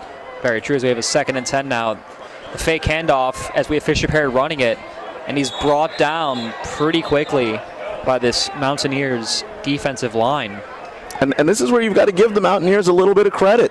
The same way that Ooltewah isn't allowing Kobe Johnson to beat them, and they've keyed in on him to try and take him out of this game, Heritage has figured out Fisher Perry is using his legs here today. They're not going to allow that to be the thing that destroys them, and they're making sure that he doesn't get out of the pocket at all. 3rd and 8 now. Fisher Perry with the snap. The pass under a lot of pressure, dropped by Christian Doty, which is surprising because in the first game, he had 2 incredible catches at the end zone. But now he's not able to catch much of anything. So you're going to have the Ooltewah special teams coming out now. And I'm not going to 100% blame Doty for that. The ball kind of skied on Perry. Again, they're getting a lot of pressure to him, and he didn't get to set his feet back there. And the pass was a little bit higher than Doty would have liked. And so he ends up running into a safety, Spencer Williams. Yeah, and Spencer Williams now with the return in the backfield. Touchback king, obviously not going to get a touchback here because it's field position. He calls for a fair catch. Doesn't want any of that smoke, as they say, as we have 2:37 left in this half at the, looks like the 46-yard line, or 44-yard line, or yeah, 46-yard line. Yeah, actually the ball was originally at the 44, and then they backed it up to the 46, so you're right on both counts. Hey, I'll take it. But I think that Spencer Williams has been a big part of disrupting things today on both sides of the ball for Ooltewah, or against Ooltewah. So we had now the handoff. This time not to Kobe, but instead to Tristan Hurst, who had a pretty big impact in the first quarter. Not really getting a whole lot because Kobe Johnson's been the man. But I think that because now that Ooltewah is learning the scheme of this Mountaineers offense, they're having to hand it off to somebody else, to a much larger Tristan Hurst. And I don't know if they do it a couple times in one game, but keep an eye out for Tristan Hurst. He is also the backup quarterback, and he's got a little bit of an arm too. Just putting that out there. Part of that flea flicker play early on in the game. Yeah, that he completed. So we have a QB run there, stopped at the 36-yard line. But not before he picks up a first down. And Zach Hallman has been a complete nightmare running it up the middle. He's not really beating Ooltewah with his arm. They've been able to sort of keep the middle of the field with a lot of heavy traffic and keeping those receivers off the ball. But where they haven't been able to stop Hallman is the same way in which Heritage hasn't been able to stop Fisher Perry from running it. As we're going to have the snap now, once again by the quarterback, Zach Hallman.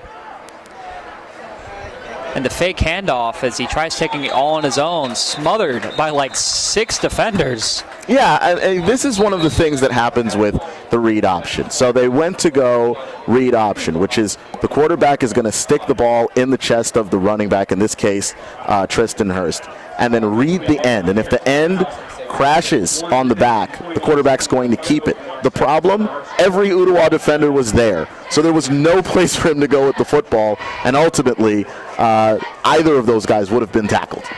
Very true. As we have a timeout now by the Mountaineers trying to stop the clock. 1:21 left in this half. Will they be able to score? They're almost in field goal range too. So either way, it looks like they might get points on the board. We'll just see how many it ends up being. We'll see. I think they might just be outside of the range. And of course, the score is 7-6 right now. Why we have 6 is because Ooltewah was able to block the extra point on the backed up Heritage kick, and maybe Ooltewah might have something in store for that. If you're Heritage, you're not going to want to risk this until you're much closer. Oh, very true. I was just saying that if worst comes to worst, it's certainly on the table. Yeah, worst comes to worst, they can get points on the field. I agree with you. So we'll see what happens now. Let's see the Heritage team conveying with their coach. A bit of a longer timeout, probably trying to figure out what they're going to do. I'm not a betting man, I never claimed to be, as I did like 18 times on my last broadcast, but I think it's going to be another run play because that seems to be working pretty well. I mean, it seems to be working, but you also don't want to burn the clock too much as well. You're going to have to put this in the air at some point if you're Heritage. Maybe it's right now. And it looks like it will be. A lot of coverage there by Christian Doty on the receiver. Not able to catch is Chase Ruddings. Yeah, the pass was low and away. It was a good pass by Zach Hallman. It's the only place where your receiver can get it and a defender can't. But it was going to be a tough catch, and Ruddings wasn't able to hang on. 3rd and 9 now on the 34-yard line. 1:16 left in the game. I think the best option now at this point is a pass. I'm not sure if with how Ooltewah and Smother, I'm not sure if they can, if this Heritage team can get 9 yards on a run. But we shall see. Now they're going to try for it, and it's Hallman again. And it looks like they got it. Wow. Good thing I'm not in Vegas. I'd be losing a lot of bets right now. Yeah, I mean, you'd be losing your shirt. I'm keeping quiet, but I mean, I'm not going to lie. I would have bet right along with you that they'd throw it because Hallman has been really the most effective runner for Heritage, and I wouldn't have guessed that on a 3rd and 9, Ooltewah wouldn't be prepared to stop that. Yeah, that's kind of what I was saying. I was thinking that they would expect the pass, but maybe that's what they were doing. They were preparing for the pass, and so the run was able to happen a lot easier. As now we have a run yet again, handed off to Kobe Johnson. And I can tell it's Kobe Johnson because he's much smaller. His helmet is now off the head of one of the players because of Cole Steele's tackle. Yeah, it's Aaron Meadows. He's the right guard. His helmet popped off there as he was trying to make a block. But yeah, this is interesting to see. Heritage has been able to take advantage of Ooltewah running the football when Ooltewah has been on their heels. And because it was a 3rd and 9, it actually seemed like it made running easier for Heritage because you have to respect the fact that if they throw it downfield, that's an easy first down. As we're going to have a 2nd and 6 situation on the 16-yard line. 47 seconds left in this half. Ooltewah up currently 7 to Heritage's 6. They're within field goal range now, so if they're not able to get, the next 2 plays, they can still get a 3-point, 3-point score, and they'll be up 2 going into the half. And they're in much friendlier range now to kick a field goal. They're in exactly where they want to be, and you're Ooltewah. I mean, you have to use this timeout to really decide which play are you going to allow to beat you and which one aren't you. If it's me, if I'm Scott Chandler and I'm down there, I'm saying Zach Hallman and his legs aren't beating us anymore because that is a killer. And anytime he's had any amount of room, he's been able to pick up yards, pick up first downs, and really punish this defense. I don't know if you're going to get a spy on Hallman at some point, but there's got to be some way to contain him running the football because he hasn't beaten you with his arm yet. I find it kind of funny, too, because, that's kind of Ooltewah's playbook with Fisher Perry. Yeah. And they're not able to contain what they tend to do the most. which is very interesting to me to see. And I'm not sure if it's a deficit on Scott Chandler, but Scott Chandler has to stop the run. He just has to. This reminds me of the first game when Ooltewah was having trouble maintaining the run. And then the consecutive games afterwards, they were able to contain it, but now they're just kind of playing lackadaisically as we have a pass now. A lot of pressure on the quarterbacks. We have a short pass off to number 12. It's 11, Chase Ridings. Stopped at what looks like the 9-yard line. It's hard for me to see. I mean, he might be just shy of a touchdown, but there's also a flag on the play. And yeah, I mean, Ridings was also, he catches the ball on the far sideline, and it's an open field tackle, one-on-one with an Ooltewah defender, and just not able to really make the stop. And once that happens, Ridings gets all the way near the end zone, but we'll see where this flag puts the ball. Well, it looks like the flag's pushing him back a little bit now. So that's a saving grace there for Ooltewah, this defense, and you have to give them credit. I know we've been talking about the struggles they've had containing Zach Holloman, but it's bend and not break. They have been this close to scoring multiple times, Heritage, but they haven't been able to get into the end zone because once they get in the red zone, Ooltewah's defense stiffens up. It's very true. As we're going to have a 1st and 10, or 1st and 18 on the 18-yard line for your Mountaineers offense. Zach Holman. And now, if I was Zach Holman, I mean, his run's been really successful. His passing has been pretty successful, but not super successful. If I was him, I would just go for the run. I mean, you have the time. You can just run straight up to the right. So we have a short pass now to, once again, Chase Ridings, who, for the most part, has been the primary option for Zach Holman's Mountaineers. Yeah, I mean, because Holman hasn't been able to find anything deep. There's no connection being made with any of these other receivers, and it looks like Ridings is the underneath guy, and that's all Ooltewah's giving him. As we have a gain of 2 now. We have 2nd and 16. And yet another short pass now out to number 13 this time, Spencer Williams with the catch. And Spencer Williams able to get that first down, use his big frame. It's sort of a basketball move. He's going to box out the defender and then pick up the first down and without burning any clock. And this is what they're going to try and do. Of course, they've had a ton of success running the football. Third down. I thought that maybe he got close to picking up that first there, but they wanted to get the ball upfield without burning the clock. As we have 29 seconds left, it's still anybody's game. I think they have a chance to score here. As we have the quarterback now running up and getting the touchdown. Just about. Are we at the touchdown? He might be just short of the end zone. We'll see exactly where they mark it. Well, I mean, Ooltewah faithful is not booing right now, so I think we're at right short of. Yeah, they are on the 1-yard line. Holman again with the carry. He has been killing them right up the middle. I mean, it's right up the middle. It's not like he's doing anything fancy or crazy, but we were talking about Fisher Perry earlier being Cam Newton-esque. What about Zach Holman? This is one of those games where everybody in the stadium knows where the ball is going, and nobody can stop it. Kind of reminds me of a Panthers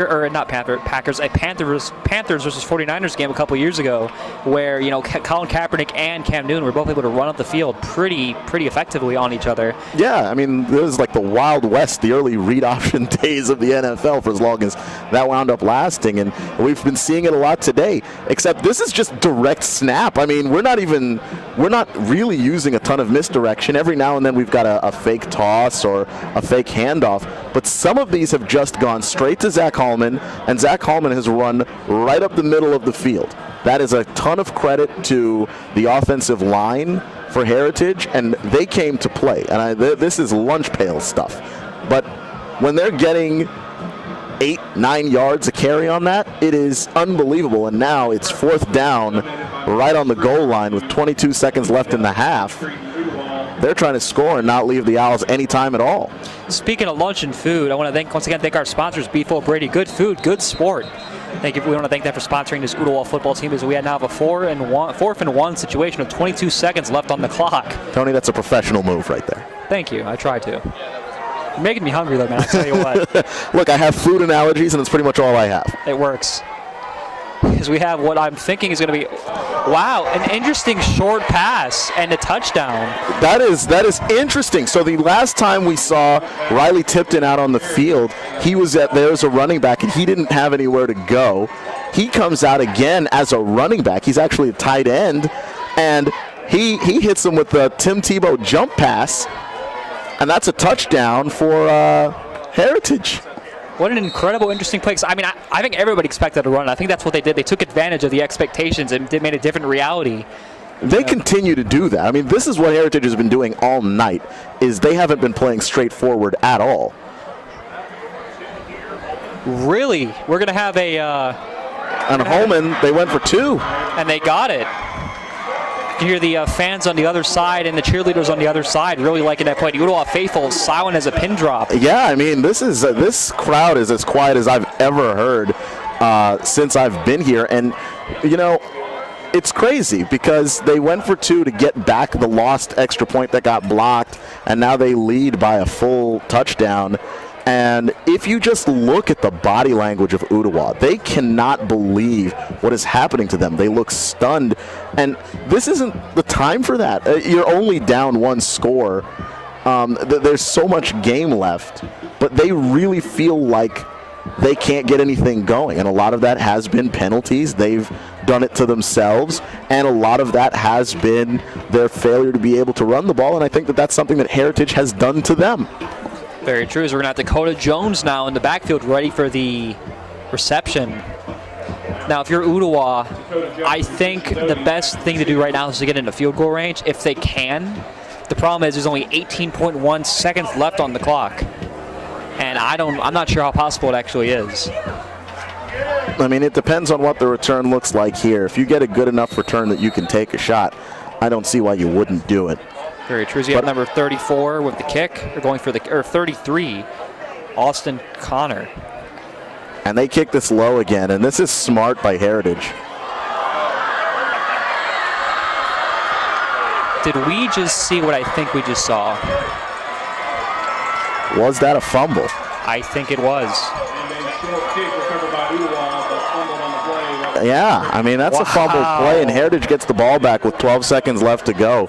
This is, and I was going to say this because Heritage went ahead and they kicked it so that it was short, and so you don't have your usual returners touching the ball. And Dakota Jones doesn't get to put his hands on the ball, and Christian Doty doesn't get to put his hands on the ball. And you're trying to eliminate, if you're Heritage, this entire return game for Ooltewah that is such a strength for them. They didn't even have the opportunity to do it. I gotta say, this has been the most interesting opponent I've seen Ooltewah face in these 3 home games I've seen so far, now the 4th, because this team is just going against what I expect them to do. You expect Ooltewah to, as we have a toss-off there, 7 points, or the clock is going down, it's going to be over. We're going to be going into the second half. But again, just expectations not being reality is the name of this game so far. Yeah, I mean, Heritage 14, Ooltewah 7 as we head into halftime. And home, sweet home. It's such a refuge for Ooltewah, but not today. Heritage is making their lives miserable, and it's a lot of misdirection. And when it's not misdirection, it's a lot of Zach Hallman running up the middle. Which, again, is insane because it parallels the play of Fisher Perry, who does the exact same thing. Yeah, and we'll see what adjustments that the Owls make coming out at halftime because they have answers to this. And anytime you're... Hello, Ooltewah High School. I'm Alicia Saeed here in the sidelines with Coach Chandler. Coach, how do you feel about the game so far? Well, we got to quit making penalties on offense, getting behind the sticks, and turning the ball over. I don't think they can stop us if we'll quit doing that. Right now, we're stopping ourselves. Defensively, we couldn't stop a hard marching band right now. So we got to get ourselves fixed on that and try to play the run the second half. So how do you think we made a comeback? Well, doing those 2 things. Take care of the dang ball on offense and quit getting behind the sticks and making stupid penalties. And on defense, how about spitting on our hands and trying to get tough for one time? Right. Well, thank you so much. That was the interview with Coach Chandler. Tonight at Ooltewah High School, we have homecoming night coming up right after the short break. And they're playing exactly the kind of game that they have to play. This hasn't been a great season for Heritage. They're 2-6. They've been beaten up in a ton of games, but they came in.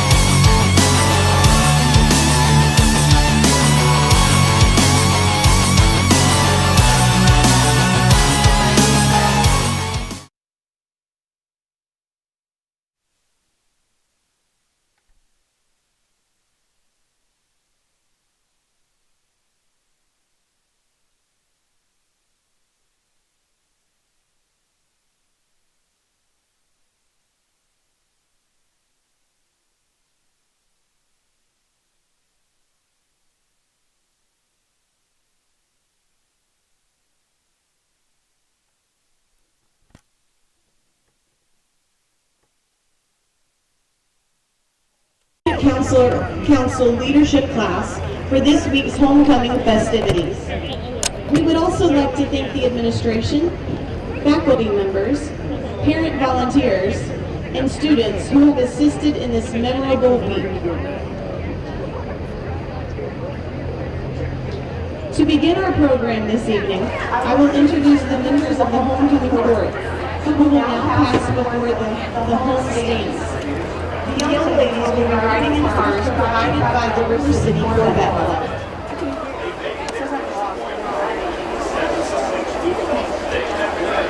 I think she was like yelling. She was like, That's tough. That's so tough.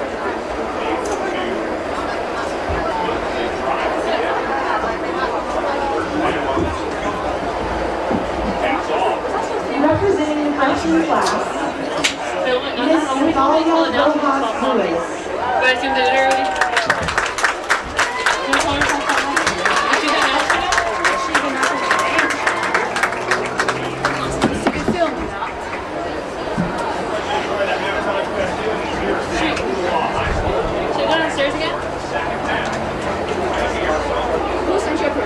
Also representing the freshman class, Miss Kat Smith. You can tell them to shut up with there.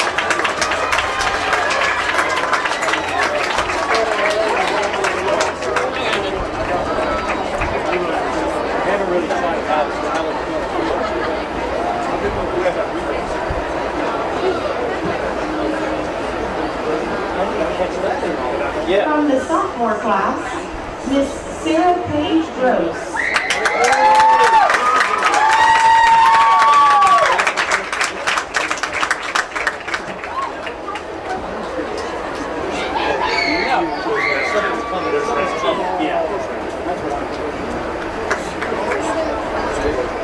Also representing the sophomore class, Miss Taylor Wardlaw.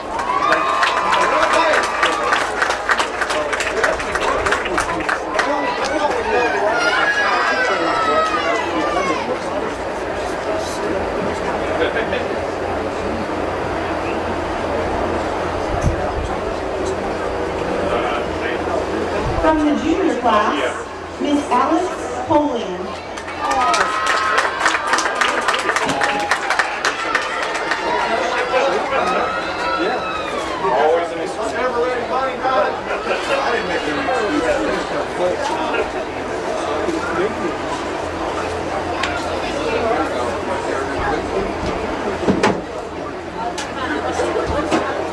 Also representing the junior class, Miss Catherine Watkins.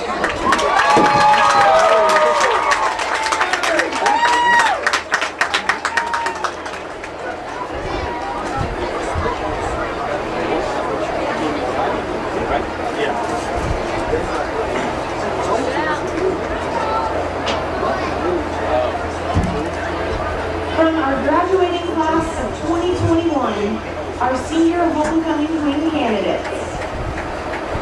This is Miss Tristan Brumlow.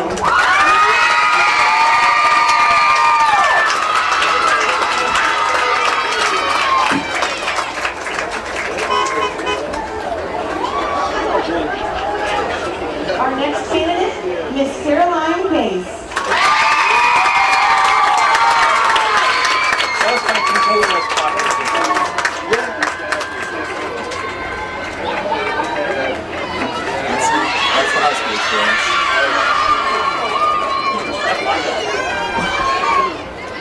Our third candidate, Miss Emily Fisher.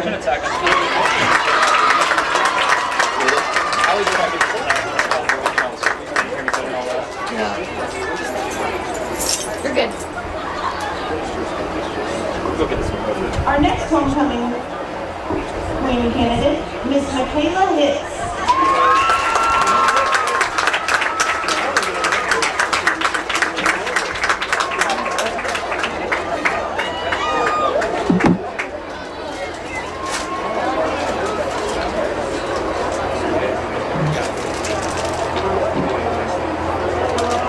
Our fifth candidate tonight, Miss Maya Tony.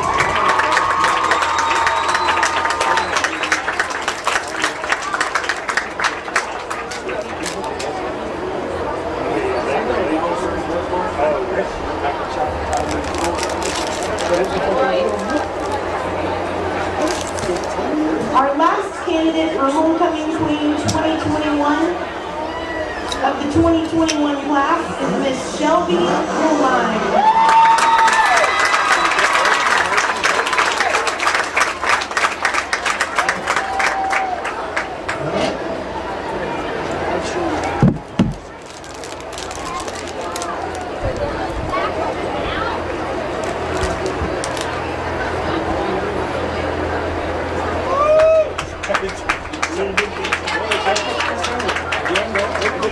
From the freshman class, the class of 2024, Miss Natalia Rojas Ruiz.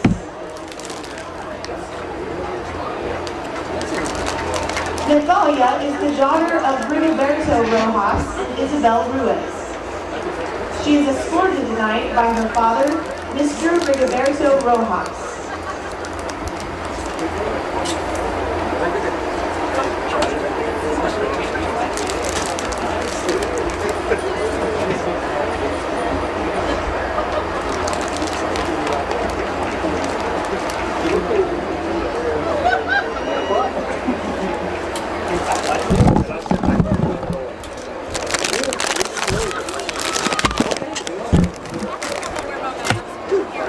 Ladies and gentlemen, Miss Natalia Rojas Ruiz.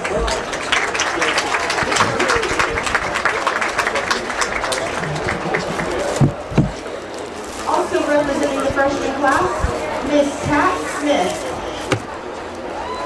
I feel so bad. Some people are stomping in chairs. I feel so bad. Some people are stomping in chairs. Kat is the daughter They're of like Jason screaming at some people. Smith. Yeah. She is escorted tonight by her father, Mr. Jason Still. Smith.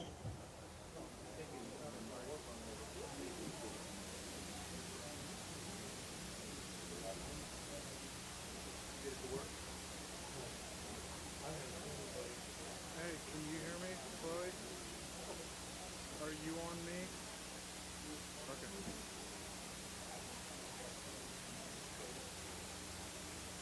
Cool, I turned on my headset.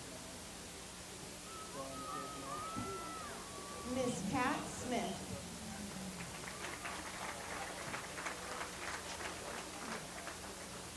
From the sophomore class, the class of 2023, Miss Sarah Paige Gross.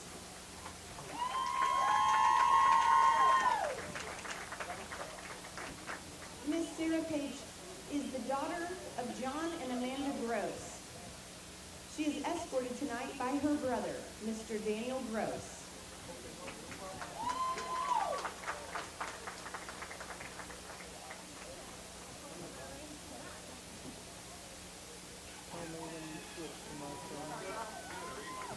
Miss Sarah Paige Gross.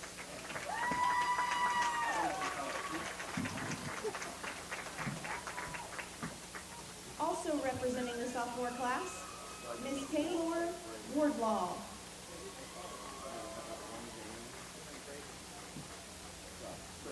Taylor is the daughter of Mark and Jennifer Wardlaw. She is escorted tonight by her father, Mr. Mark Wardlaw.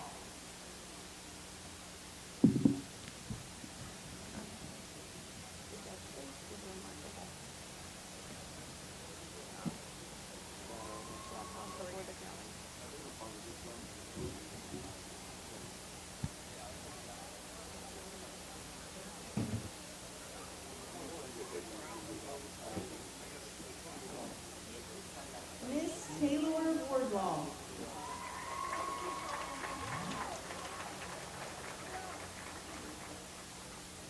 And now, representing the junior class, the class of 2022, Miss Alexis Poling.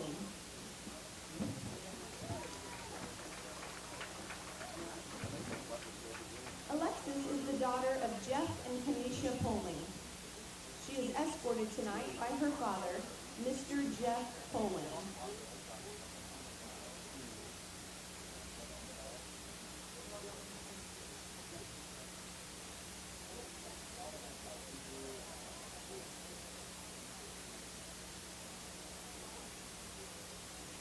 Miss Alexis Poling.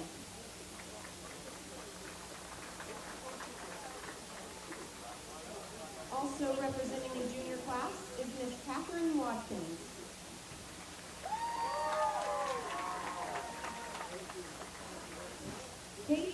daughter of Michael Watkins and Lindsay Smith. Tonight, she is escorted by her cousin, Mr. Cole Riggins.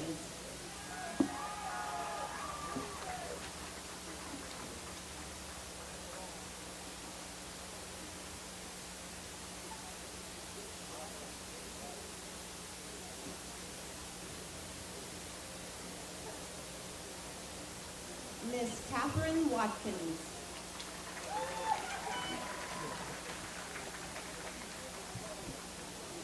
And now, allow me to introduce the class of 2021 Homecoming Queen candidates. Our first candidate is Miss Tristan Brumlow.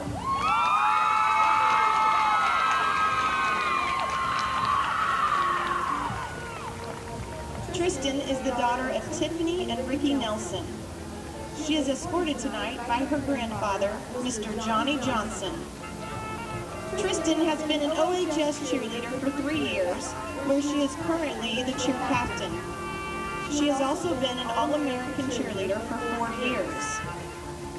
After high school, Tristan plans to attend Chattanooga State, where she will major in business management. Ladies and gentlemen, Miss Tristan Brumlow.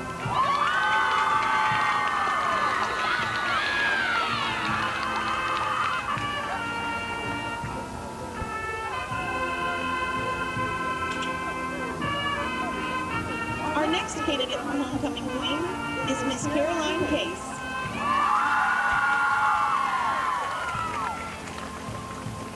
Caroline is the daughter of Russ and Robin Case. She is escorted tonight by her father, Mr. Russ Case. Caroline has been an OHS cheerleader 4 years, where she is currently cheer captain. She is a 2-time All-American cheerleader. Caroline is the president of DECA and is a member of the student leadership class, Beta Club, and National Honor Society. She was the secretary of her class during her freshman and sophomore years, and she is currently the vice president of the class of 2021. Caroline is also involved with Young Life and is an active member of Brainerd Hills Baptist Church. After graduating high school, Caroline plans to attend the University of Tennessee and study pre-med. Ladies and gentlemen, Miss Caroline Case.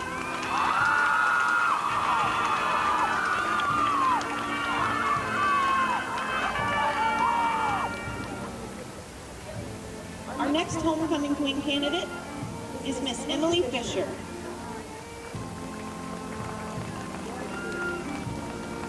Emily is the daughter of William and Bridget Fisher. She is escorted tonight by her father, Mr. William Fisher. Emily has been on both the track and varsity soccer teams for the past 4 years, and she has been the captain of the soccer team for the past 2 years. She also plays for the Nomads Soccer Club. Emily is the president of the Who Club, was the vice president of the class of 2021 for 3 years, and is a member of the Principal Student Advisory Council. She has attended the Principal Student Advisory Youth Summit for the past 3 years. Emily is also a member of the Beta Club, National Honor Society, Model UN, and is an international candidate.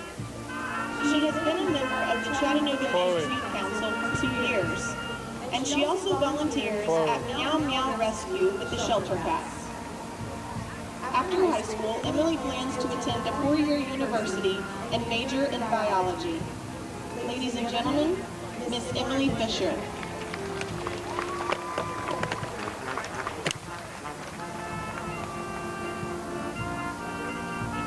Our next candidate for Homecoming Queen is Miss Michaela Hicks.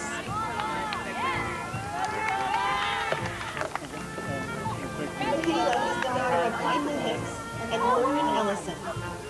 She is escorted tonight by her father, Mr. Michael Hicks. Michaela is a member of the color guard of the Ooltewah High School marching band. She also volunteers for the Iron Man Foundation of local events. After high school, Michaela plans to attend Lee University and major in criminal justice. Ladies and gentlemen, Miss Michaela Hiss.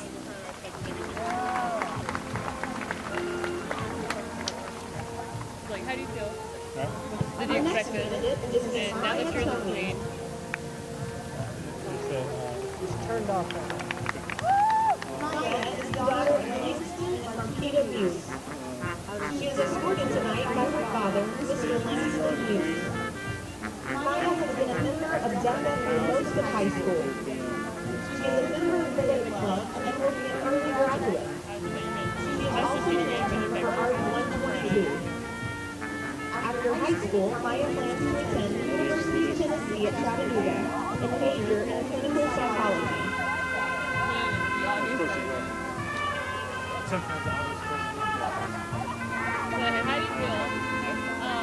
What did you expect to win? Miss Maya Tony. How is one of our freshman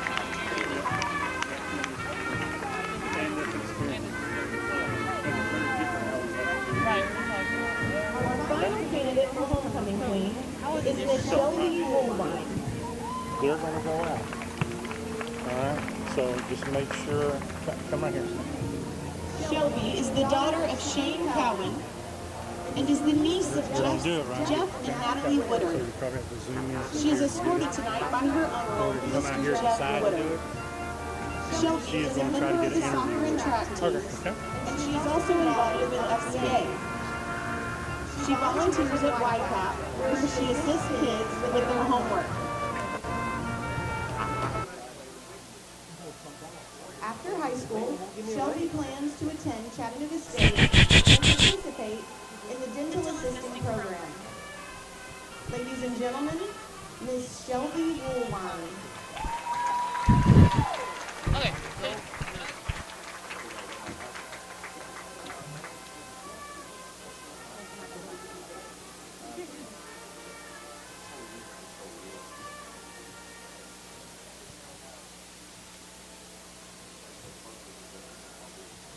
Crowning the 2020-2021 Homecoming Queen is our principal, Miss Angela Cass, Dean of Students, Mr. Jensen Morgan, and the 2019-2020 Queen, Miss Jewel Basden.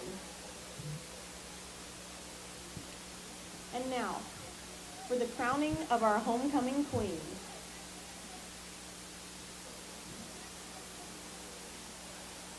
Ladies and gentlemen, our 2020-2021 Homecoming Queen is Miss Caroline Case.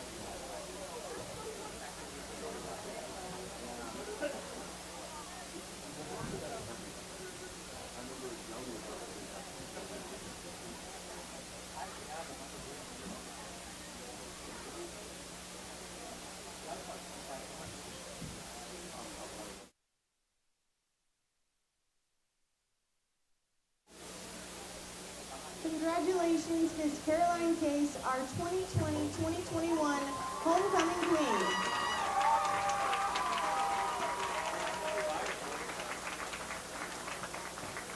Ladies and gentlemen, please stand for the alma mater sung by Mr. Joe Jordan.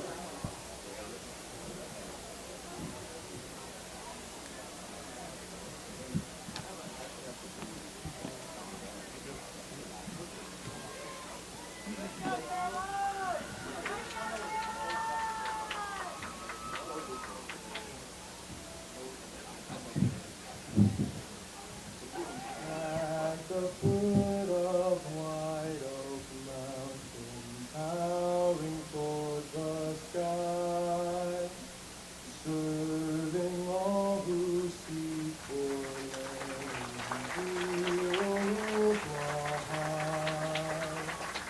Alma mater, let the praises ring of our dear old alma mater, we will always sing.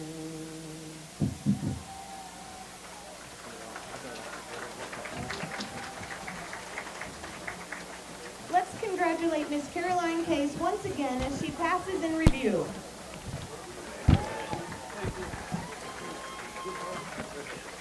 At this time, we would like to recognize members of the JROTC Sabre Guard under the direction of Chief David Fleming, Blake Bastine, Isaac Derby, Lorenzo Favors, Delaney Godwin, Mason Killingsworth, Haley Lewing, Jaron Lowe, Juan Martinez, Maddie Purcell, and Destin Smith.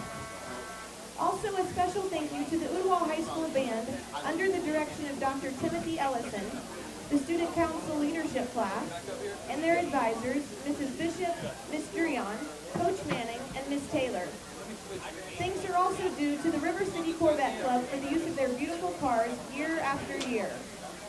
Ladies and gentlemen, this concludes tonight's ceremony. Thank you. Yeah, I just don't know football, so if you whisper in my ear, I'll do it. I don't know it either. Listen, I got in trouble at practice today because I was introducing them as if it was like a lineup for basketball. Heidi Moses came running. She was like, no, we're going for...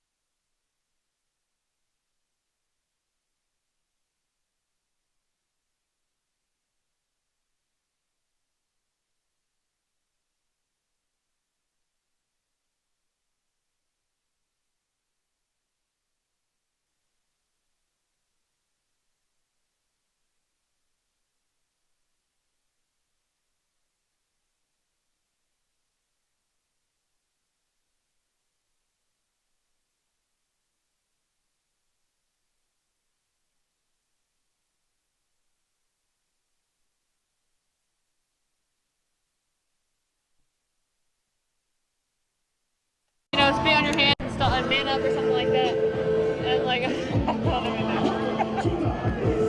Welcome back to halftime. Our score, Ooltewah 7, Heritage 14. Dakota Jones and Christian Doty back to receive.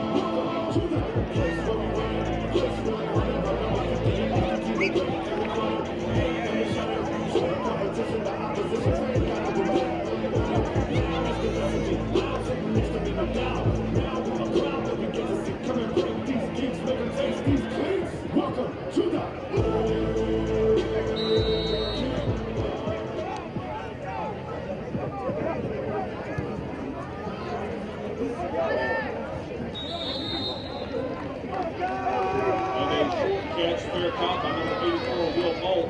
Ball will be placed on the 34-yard line. First down, Ooltewah. Kickoff. When was the last time you saw someone call a fair catch on a kickoff? The other team, the entire first half.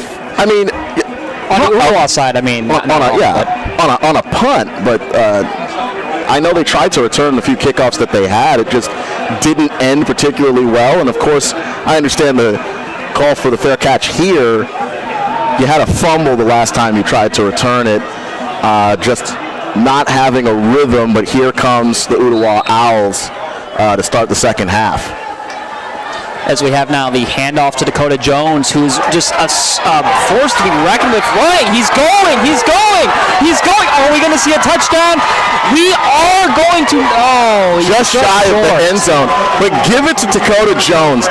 He had a sharp run outside to the left. He bounced it outside. He beat the edge defender, and then there was nobody in front of him. He was run down, tried to get to the end zone with the stiff arm, and it just wasn't enough, but they're on the 15-yard line. That was an incredible run, regardless of what you want to say happened.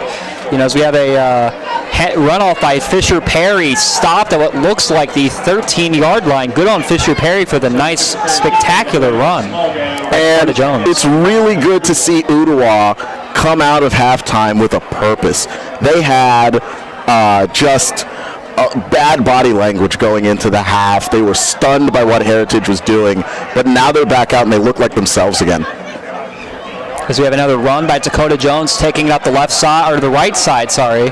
Stopped at what looks like the 8-yard line? Yeah, picked up 2 or 3 there. Tried to turn it outside. He actually got dragged down by his leg. The defender making the tackle was Tyler Napier, the safety who came in. Yep, it's very true. So we have another little handoff there and a touchdown. Who else? Fisher Perry going fishing for the touchdown. Who else? Line and sink. Fisher Perry, you know, like a Bass Pro tournament, reels in the touchdown, and he's been effective with his legs today. Early on, not so much in the second quarter, but they're going back to Fisher Perry on the ground, and now they're lining up for the extra point. So we're going to have Braden Haynes with the kick. And it is good. What a great way to start the second half. Yeah, I mean, you're down a touchdown. It was Murphy's Law to end the second quarter. Everything that could go wrong went wrong.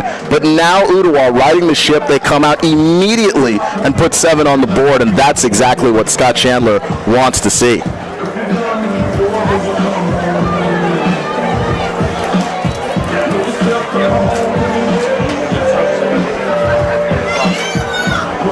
You're going to see the Ooltewah special teams taking the field. Now Braden Haynes, touchback king, taking the ball. He's only had 1 touchback this game. Usually by now he has about 3.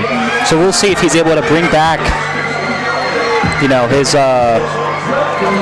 touchback king moniker. Well, part of it is that he had 1, and then they never scored again. It's very true. You can see on the return now for this team is once again Spencer Williams, ready to get the return for your Mountaineers team. It's touchback king, kicks the ball. We can have another touchback. It looks like we are. There it goes, touchback king, the touchback number 2. That's why he's got the crown on his head. I imagine it's a metaphorical crown. Helmet could be a crown. I mean, anything could be a crown as long as, I mean, we have a headset on right now. That could be our crown. Technically. I mean, we're humble, I imagine. So I'm guessing we're not going to say we're the best, but we're doing a good job. I think we are, yeah. I'll pat myself on the back, and I'll pat you on the back too. They just crowned the king and queens of the queens of the homecoming court. I think in this dynamic, I'm the queen and you're the king because I'm fabulous. We're going to have Zach Hallman with the handoff there to the running back, who's brought down at what looks like the 27-yard line. Caught me off guard, but that's a run inside, and maybe we're going to see some more discipline out of Ooltewah playing the inside against the run. They've really struggled to contain that early, but it wasn't stopping running backs that really was their problem. It's quarterback Zach Hallman, who's been a complete nightmare for this Ooltewah defense. Do they have any answers for him on the ground? That's the question that's going to be answered this half. As we have now a handoff once again. The run still being a heavy point of this Mountaineers offense.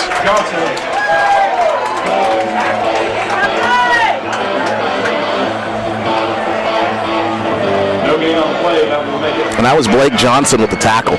Yeah, no gain on the play, unfortunately, as we now have a 3rd and 7 situation on the 23-yard line. 9:55 and counting down. The score at 14-0, or 14-14, pardon me. I don't know why I said 14-0. I tried sounding intelligent and I kind of fell on my butt.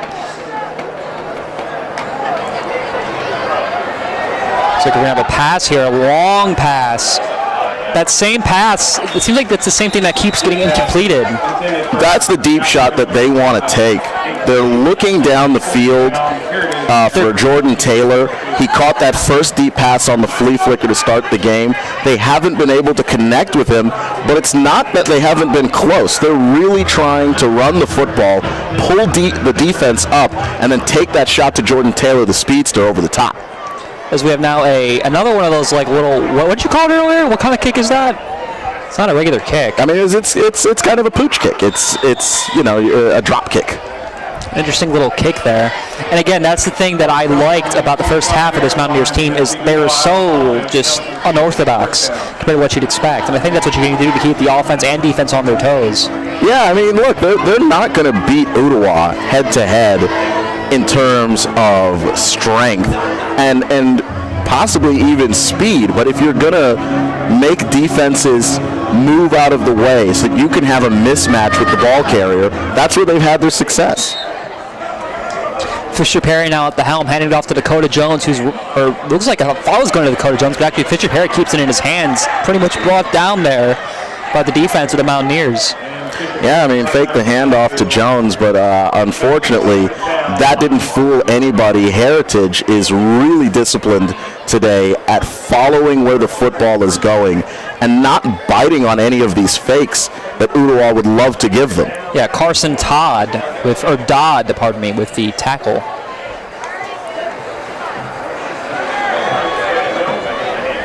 Yeah, but yet another handoff that's not able to go anywhere. Again to Dakota Jones, this time up the middle. And this is actually where Heritage defensively has looked their best. They're not allowing much out the middle. When Ooltewah has had success running the ball and getting those big chunk plays, 10, 15 yards down the field, maybe even 20 in a couple of instances, it's been when they've run it to the outside.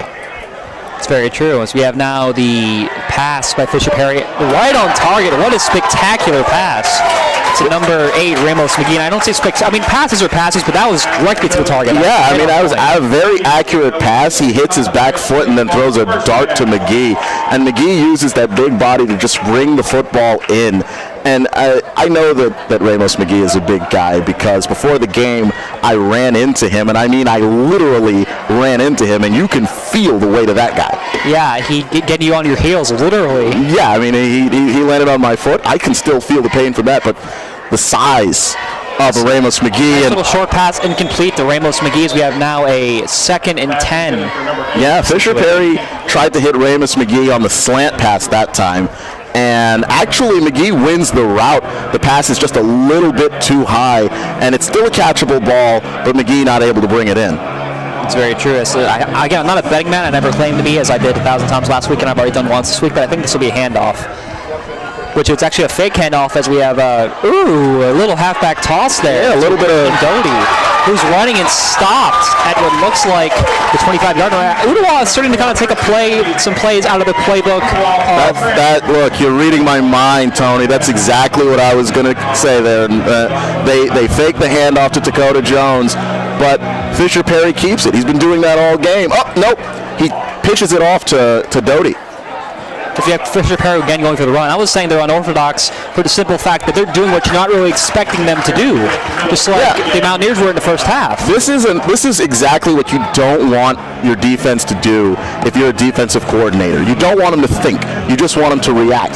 But when you start making those plays where nobody knows exactly who the ball carrier is going to be, you're starting to force a defense to think, and that's bad.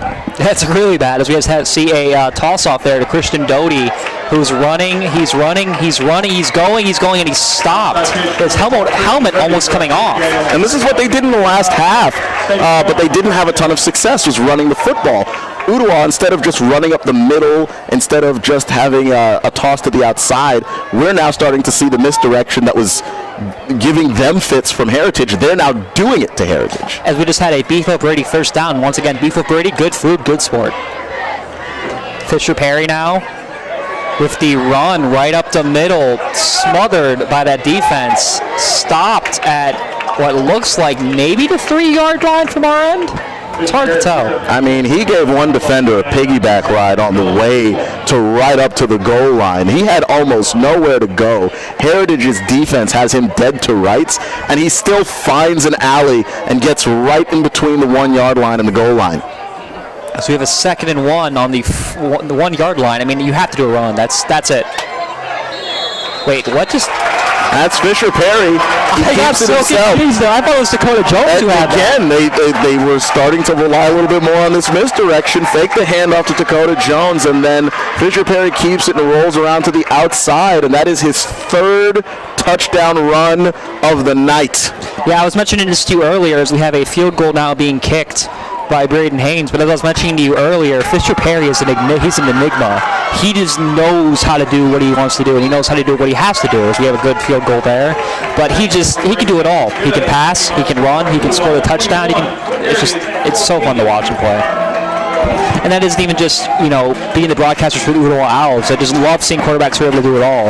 And not just like a Tom Brady or Peyton Manning as quarterback who are always in the pocket throwing the long pass. Hey, there's merit to that too, but when you have a quarterback who adds that extra dimension with his legs, and look, this isn't Fisher Perry's best game throwing the football, but it allows him to be able to damage the other team in a variety of different ways. It's very true, as we're going to see the offense come out, or the special teams come out for the Mountaineers. In the backfield will be the man who has called quite a few fair catches, which more power to him. I would do that too if this Ooltewah defense being as strong as they are. It's going to be Spencer Williams once again in the backfield.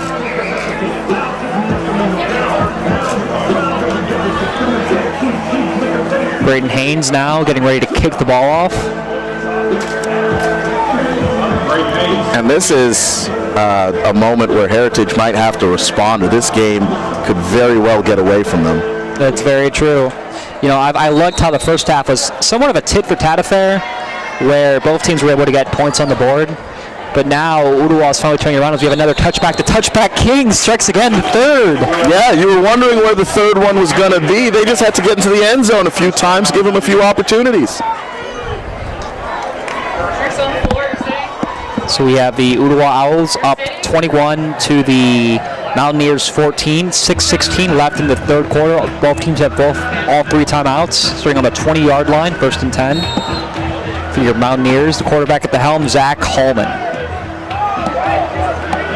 What? Where did you get this from?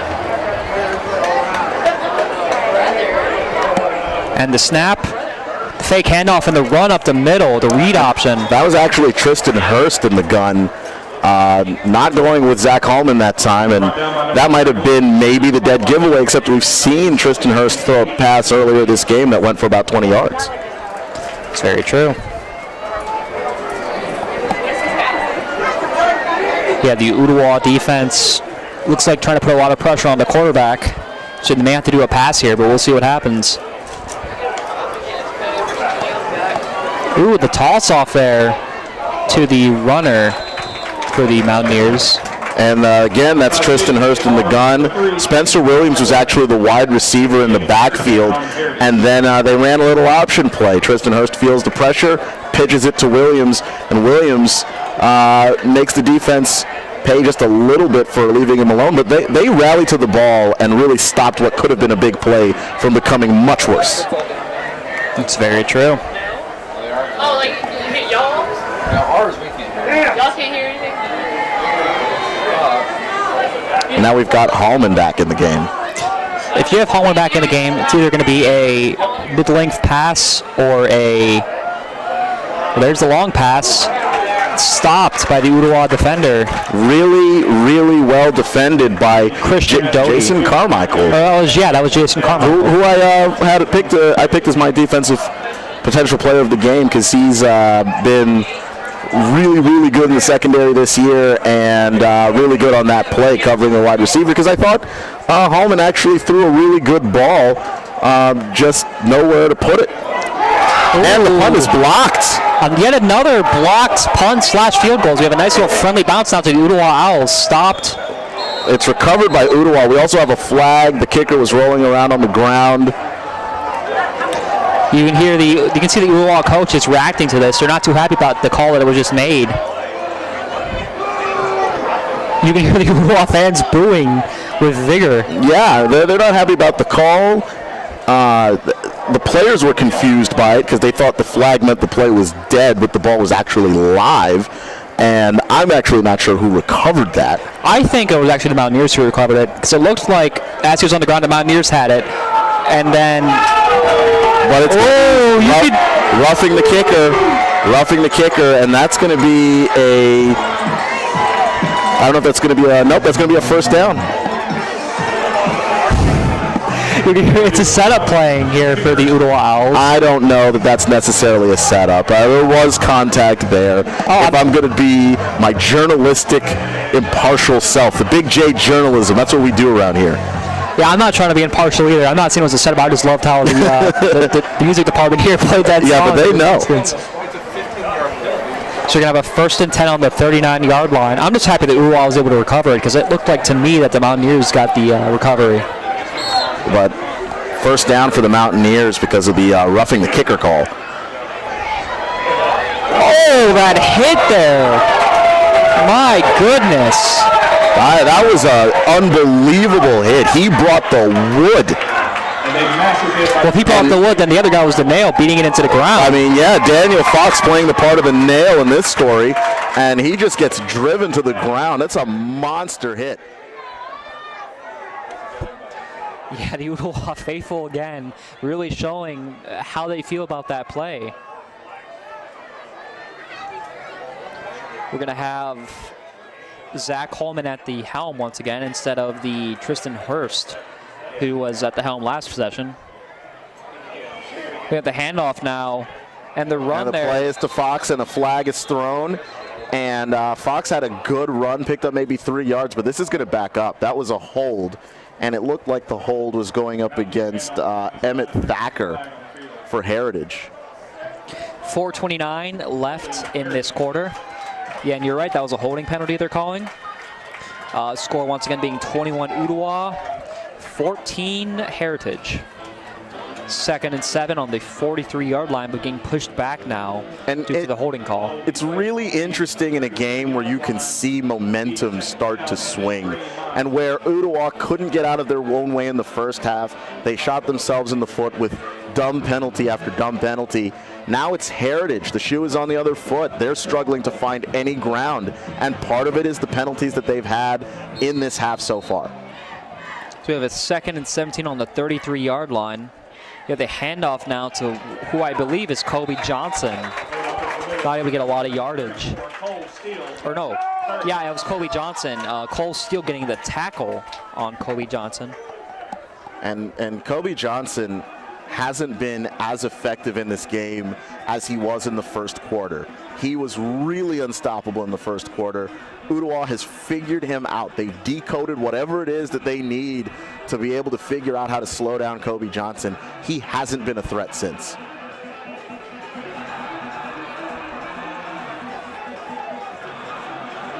As now we're going to have once again at the helm Zach Holman, not giving it off to their man Tristan Hurst.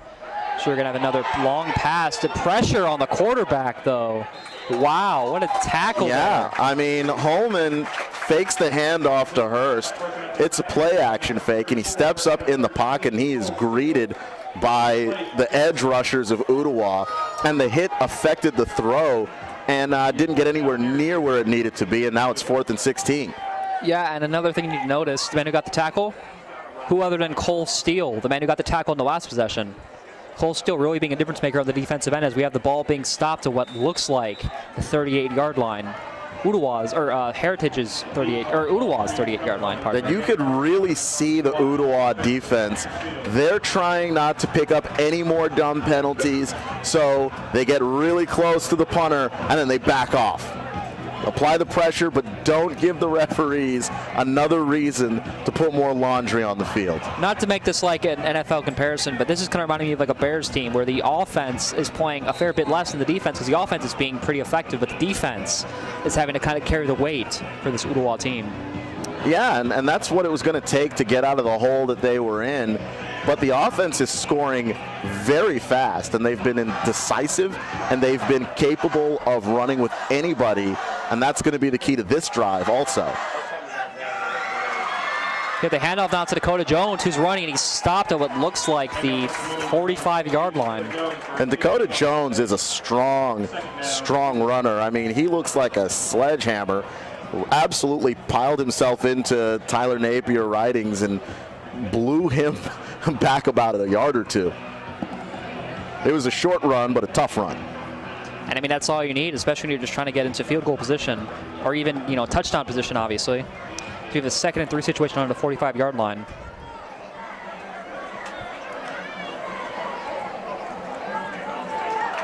Again, a handoff to Dakota Jones, stopped at the 50-yard line, enough for the first down. A Beef O'Brady's first down. Once again, Beef O'Brady, our sponsor for this Ooltewah football team.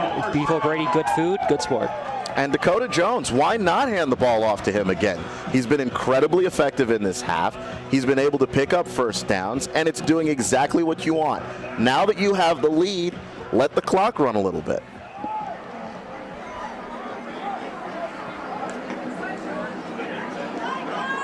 We have a nice little run there by Dakota Jones, again falling down like a Daniel Jones, but this time we see had defenders on him. Yeah, I mean, 25-yard line is where he'll wind up. That's a big, 25-yard run. This is a big half for Dakota Jones because they're going to rely on him a lot, and even though Heritage knows when the ball is going to him, they haven't been able to stop him. That quarterback draw beating the blitz. So we have the, once again, the fake pass and the handoff by Ooltewah. Now, I forgot to mention it, but what kind of first down did we just have? We had a Beef O'Brady's first down. Which their slogan is? Good food, good sport. And then after that first down, they hand the ball off to Jaden Harbin, who hasn't seen a ton of time today, but finally getting on the field to spell Dakota Jones, who's now back on the field to the left of Perry Fisher. We have now Fisher Perry going for the run there, stopped at around the 15-yard line. But he picks up another Beef O'Brady's first down. There you go. I wasn't catching your drift for a second. Yeah, look, man, I'm learning. There you go, man. I'm picking it up. Picking up what I'm putting down. Beef O'Brady again, Beef O'Brady's first down. Good food, good sport. See if we can get a Beef O'Brady's touchdown. That's even better. That's worth like double. Yeah. And a nice little pass, unable to complete though. And that was a good throw to Ramus McGee. McGee just not able to haul that in, but he was one-on-one with a defender who is smaller than him. And at that point, that ought to be a win. But, I mean, I love the shot to the end zone. The pass was accurate, and McGee runs a great route. Second down. So we now have the run, or the toss-off to Christian Doty, stopped at the 13-yard line, I believe. Looks like it's the 13-yard line. I think you're right, and again, they're using some of this option action to keep Heritage at bay. A lot of runs with Fisher got stopped in the first half because Fisher would keep the ball and everybody knew he was going to keep the ball. By having a guy like Doty there or anybody else to give him the option to throw to, it makes the defense think some more. We have what was supposed to be a handoff to Dakota Jones. Trick, though, stopped at the 10-yard line. So yeah, and that was a play that didn't develop the way that it should have. It was a screen pass. They invite in the pass rush, and they weren't able to find a bit of separation. I think the running back on the play got tied up with Joseph Singery, the right tackle, and he wasn't able to flatten out and get enough room to make the screen pass effective. So now they're going to have to kick it on 4th and 8. Go for 3. Braden Haynes, touchback king now with the kick. And it is good, is Braden Haynes. Now pushing the lead up to 10. So it's now a 2-score game instead of a 1-score game. Ooltewah having 24. The Mountaineers from Heritage having 14. I mean, you'd rather end that drive with 7 the way that you were moving the ball. You want to reward that offense with some points, but 3 points works as well, especially the way that Ooltewah's been playing in the second half. They look great. I think great is an understatement. I think they look spectacular. You know, you have to get the bigger verbiage out when you have a player. Well, yeah, I mean, they could look fabulous like you. I mean, that's also possible. Hey, No, actually, no. I'm the only one that can do that. I'm sorry. It's trademarked. Oh, so fabulous TM. Yeah, TM. Okay. And who's coming out now? Who is this? What do I call him? Oh, you call him the touchback king. Yep. You think he'll do it again? Well, he hasn't failed us this half. So we'll see if he keeps up the streak. 25 seconds to go in the third quarter. Touchback king with the and the kick. Will it be a touchback? You can just see the return, the receiving court is walking up. Yeah, they walked away. There's no drama there. The touchback king doing exactly what he does. Touchback king doing his touchback thing. And that's after kicking the field goal to put him up 10. Yep.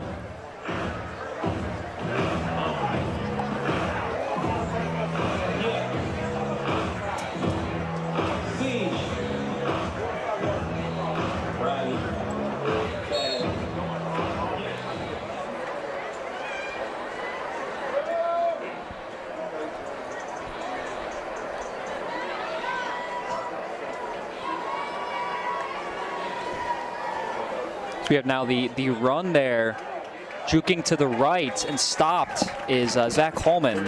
And he's not going to go anywhere, and maybe, just maybe, we've seen the end of Zach Holman running up the middle and getting gigantic yardage. He was doing it in the first half. He was incredibly effective doing it, and Ooltewah didn't have answers.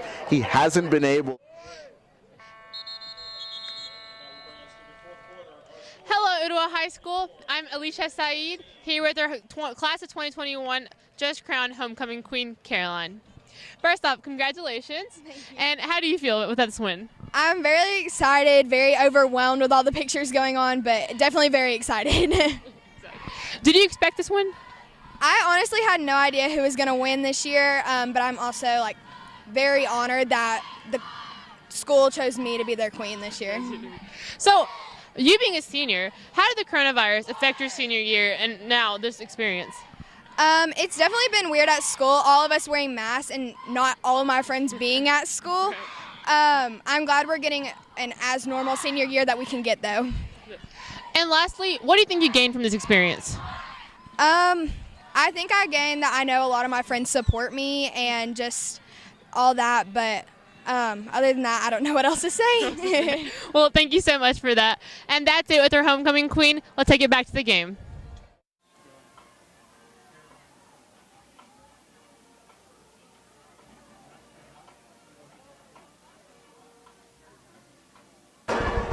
We welcome you back to this game with the interview we just had of Caroline Case, the homecoming queen of the Ooltewah faithful. Congratulations to her on winning that honor. It's very prestigious. We're going to start the fourth quarter now. Ooltewah up 24. The Heritage is 14. What do you think Heritage has to do now to kind of come back in this game? So if I'm Heritage, this is what you have to do right now. Play to your strengths. I know that it's tough to run the ball when you're down, but that's what you're good at. You have a whole quarter of football in front of you, no reason to panic. And then on the defensive side of the ball, I know it's tough to ask and it's easier said than done, but you've got to find a way to slow down Fisher Perry. He's killing you out there. And it's not just Fisher Perry. It's kind of the three-headed dragon of Fisher Perry and Dakota Jones and Christian Doty when they've had him out there as well. Very true. We had the pass almost intercepted, but basically swatted away by the Ooltewah defense. Ooltewah really putting a lot of pressure on this offense. And that's the thing. Now we're going to have another Ooltewah possession. Ooltewah is just trying to come away with this game. It's, slowly but surely. And Holman there actually kind of had a window. It was a tight window, and it's a tough throw for anybody to make at any level. But he threw it a little bit behind his receiver, and that's the kind of play that you have to hit if you want to come back against Ooltewah. The reception almost dropped, but picked right back up by Fisher Perry. I mean, I'll pardon for that. I mean, again, he's done it all this game. I mean, yeah. At this point, all he needs to do that he hasn't done is pop the popcorn for the fans in the stadium. I mean, maybe we could run him out there and see if he can kick a touchback too. I mean, that's the only thing he also hasn't done. He's played incredibly well, and even that bobbled recovery. That's one of those ones where it's a little bit tricky. The ball suddenly starts moving sideways in the air. He still came out down on top of it, and so, yeah, you're not going to ding him for that at all. He didn't lose the football. That's the most important thing. You see Dakota Jones right behind, or actually right next to Fisher Perry, them conferring what they're going to do. I think those two have just really complement each other really well as we have a toss to Dakota Jones. Put back for some yards, but I think those two really complement each other well. Well, Dakota Jones is an absolute load, and then Fisher Perry comes in afterwards. And there was a push after that play was over. You can hear the fans reacting to it. They wanted a flag, and they're right. You can't have the extracurricular stuff after a play is over. And for the officials to not see that, that's one of those moments where your job is to control the game, and they're not controlling it. Yeah, and I mean, a lot of flags actually on Ooltewah today, which was really kicking them in the butt early on. So we have a 2nd and 10 now.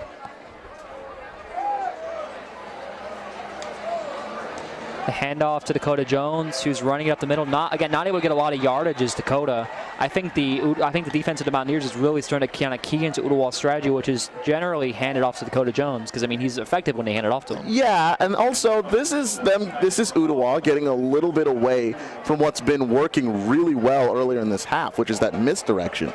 It's not that they were having a great effect with Dakota Jones handing the ball off, but also that you didn't know if Dakota Jones was going to get the ball, even on plays where he was in the backfield. So we now have the run by Fisher Perry, a lot of pressure on him. And I think that was a smart thing to do to just throw it away, because that would have been a pretty far back sack. But we actually have a 3-and-out. Yeah, it's a 3-and-out for the first time this half for Ooltewah.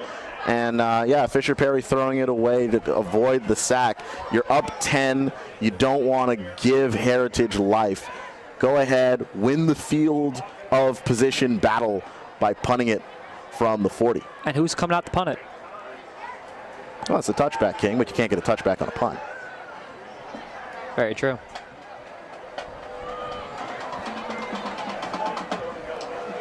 Yeah, we were looking for a Beef O'Brady's first down. No first down. Unfortunately, but we'll get one later. I'm sure of it. A lot of pressure on that kick. The ball stopped at looks like the 14-yard line. Yeah. What a great kick by Braden Haynes. So that is an incredible punt from the 40 in Ooltewah's own territory, and the ball rolls all the way to the Heritage 15. So now they're going to have to drive the length of the field. Which is a lot of work for them to do, because their passing has not been the greatest today, and their run game has pretty much been put to a halt, if not pushed a little bit backwards by this Ooltewah defense.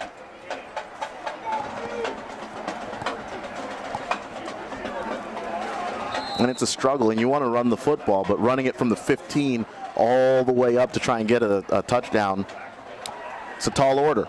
As we now have a run right able to go for the defenders for the first time in this half is Daniel Fox, and he picks up about 8 yards. Jaden Carmichael with the tackle. The Carmichael brothers, both athletes, both freaks of nature, both doing really well. And they're even if you don't hear about them a whole lot, they do a lot for this defensive line. It's another handoff to Fox.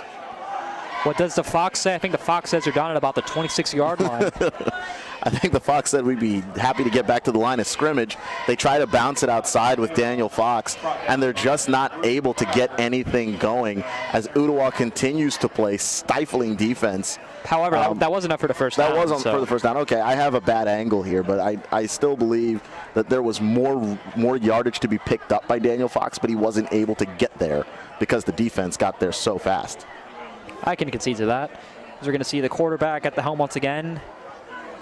Zach Holman. Nice short pass, right on target for the receiver. That was a really, really good pass. Really good catch there by Jaden Jones. And he hasn't been utilized much in this game, but maybe they should, because the running game has stagnated for them quite a bit, and they like the short yardage throws. A lot of their throws have been shots downfield, but if they use their short game as a kind of running game, that might help them out. So we have a handoff now to, I believe, Kobe Johnson, or it might be Daniel Fox, because those two both have been interchangeable with the run game for this Mountaineers team. Not able to get a lot of yards, but it actually was Daniel Fox. Yeah, and he's been the go-to guy so far in this game. And as Kobe Johnson now checks in, that they've had more yards on the ground with Fox than with Johnson, even though that's the guy that they love to give the ball to. So we have another handoff there. Handoff really being the name of the game for this Mountaineers offense. And it's Kobe Johnson. And Kobe Johnson finding some room there, getting close to picking up a first down. 2nd and 1 here, I believe. But I really, really like what Heritage is doing on this drive. They're playing again within themselves. They're a running football team. A lot of teams have a tendency when they fall behind to panic and start throwing the ball and start chucking it. Heritage knows who they are. They want to run the ball. They want to pound the rock. And this is them trying to find a way to score now because this drive is important. As we have a timeout from Heritage. Ooltewah being up 24 to Heritage's 14. 8:23 left in this game even. If you're Heritage, I think they need to really, really, really get some points on the board. And we're going to measure the first down here. Here comes the chain gang. Haven't had them come out in a little while. We'll see. And it is a first down. The tip of the nose of the football gets a first down for Heritage as their fantastic drive continues. Yeah, but again, it is still a 2-possession game for the Ooltewah Owls, so they have to score in this possession. I know there's still 8:23 left in the game, but with how good this drive has been, they really need get this touchdown to keep that momentum going into Ooltewah's possession. If I remember correctly, they actually had a shutout leading into this so far effective run game possession, and hopefully they can keep it up. So now have a run right through the middle by the quarterback, Zach Holman. And they struggled to do this in the second half, but this is exactly what they did in the first half. They found a little bit of room running the ball with Johnson and Fox and Hurst, and even Riley Tipton, the tight end. And once that happened, then things started to open up for Zach Holman. And we'll see if Ooltewah is able to adjust here.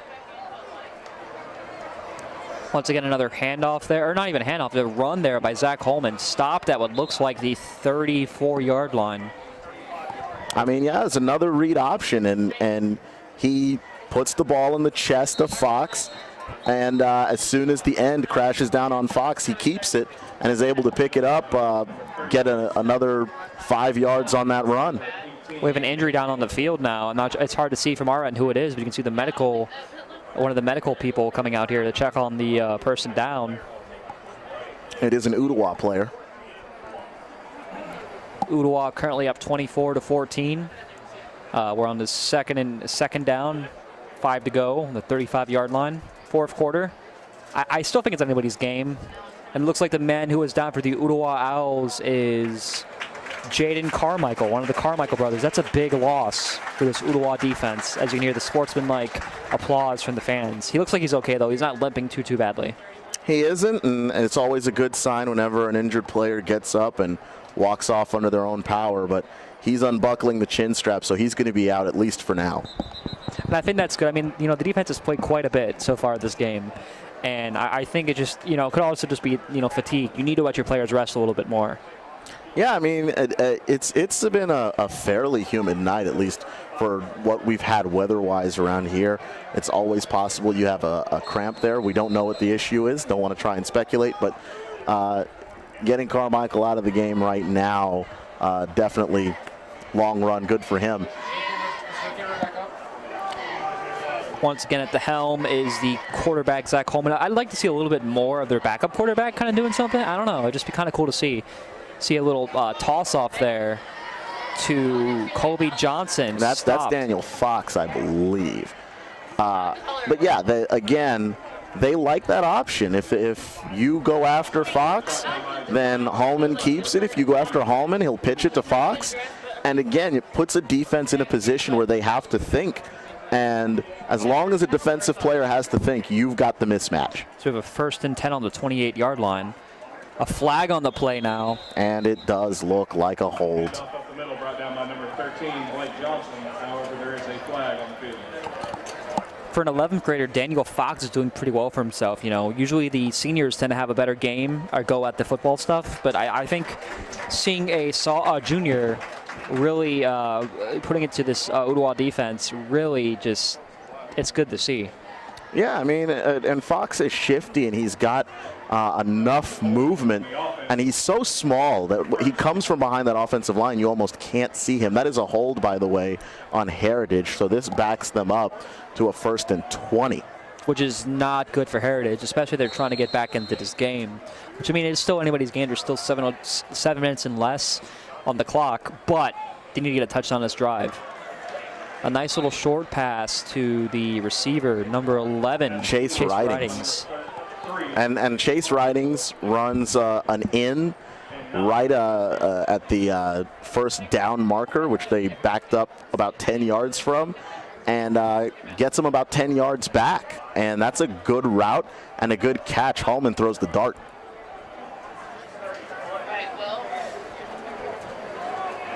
Zach Hallman with the short pass, but it looks like I can hear the Ooltewah faithful calling for a hold. I'm not sure if the ref saw it or not. There's no flags on the play. But there's the flag. Yeah, right there's there. the flag out there, which that is unfortunate for Heritage because that was a good play for them. That was a good, positive play. Wide receiver Chase Kidd was sitting in the soft spot of the coverage, and there wasn't a soul around him. And instead, you have to back it up again because of the holding call. And what does this remind you of? Ooltewah in the first half when they were having their run of penalties. You know, I don't think it'd be any more apropos to play It's a Setup anymore because it looks like the refs are kind of going on both sides rather than one.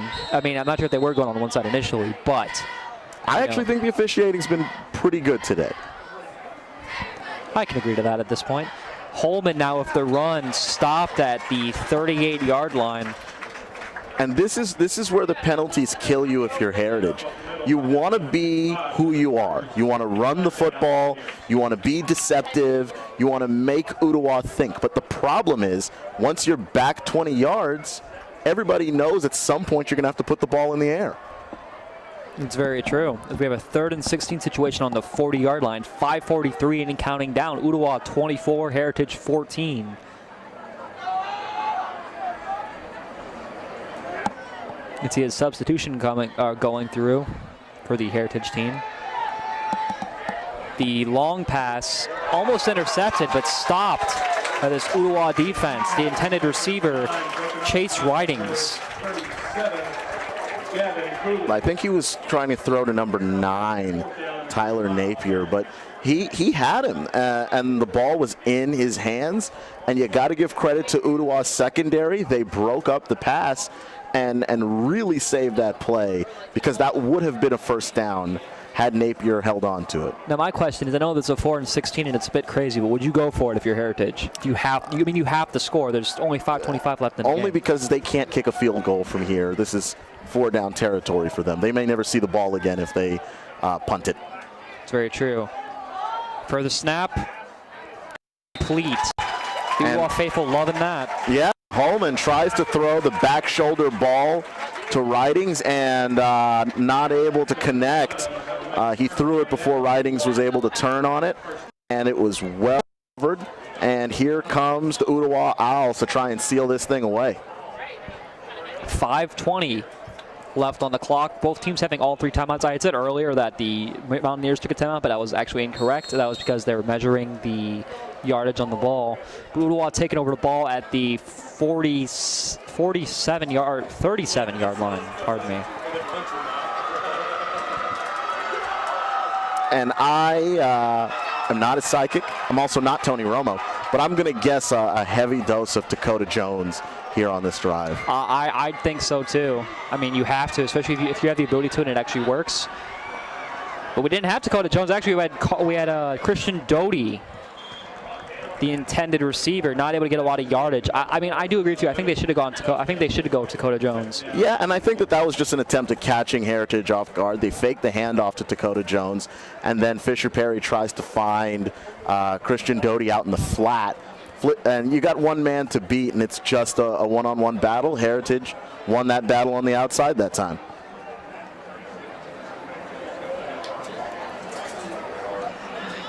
So we now have the run there, surprisingly, by Christian Doty. They're not even I don't even think half the defense realized who was running the ball there.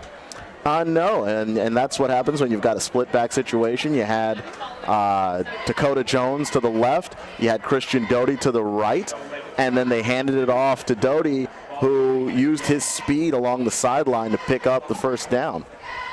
Or get close to it. I think we're at 3rd and 3. Stepped out just shy of the first down. And I mean, 3 yards, especially for a running back like Dakota Jones, really isn't a tall order to have. I mean, even if you don't use Dakota Jones, Fisher Perry can run it. Yeah, I mean, they have a ton of options in the backfield. Dakota Jones easily getting the first down on that play. And then some. He picks up about 8 yards on the play. He's been strong running within the tackles today. We forgot something. What was that? Oh, that was a Beef O'Brady's first down. Which they say? Good food, good sport. There you go. All right. Once again, thank you, Beef O'Brady, for sponsoring this Ooltewah football team. You are much appreciated. 1st and 10 on the 50. There are the Ooltewah Owls. You know what I really want to see? A Beef O'Brady touchdown. I mean, I've been waiting for one for a while, and they went and kicked the field goal, which they had to do, and it was the right call to make. But here comes Fisher Perry, who might get it right here, potentially. He's juking the receivers. He's going. He's going. He's going. He's got a man to beat. And there it is. You're asking, you receive. Fisher Perry at the Beef O'Brady touchdown. Beef O'Brady, good food. Good sport, and that's a Fisher Perry run that mirrors the run he had in the first quarter of this game, where he took off from about 25 yards out, and it was a strong run where he's shrugging off defenders, and it's hard to bring him down once he gets a full head of steam running towards the end zone. He is strong, and that is his 4th rushing touchdown of the day. Braden with the kick, and it's good. 31-14, Ooltewah. I think it's okay. I'm not the gambler. I'm not Kenny Rogers, but it's looking like this is gonna be Ooltewah's game.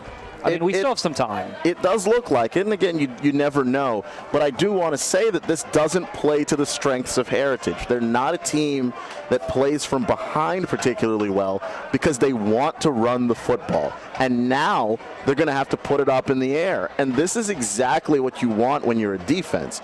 A team who isn't great at throwing the football, or at least not confident throwing the football, that you know has to throw the football. As a defense, especially along the defensive line, Brandon Morrison, Jason Tabor, Blake Johnson, and Cole Steele, these guys are going to be able to pin their ears back and simply rush the quarterback. And who's on the field now? It's the touchback king, but this is your job. You're the play-by-play guy. I'm just following you, sir. Well, listen, man. I mean, I say it so much. I'd rather share the wealth. Okay, fair enough. We can all have fun here. 4:23 left in this game. And I actually am a gambling man, but that's neither here nor there. I would bet on the touchback here.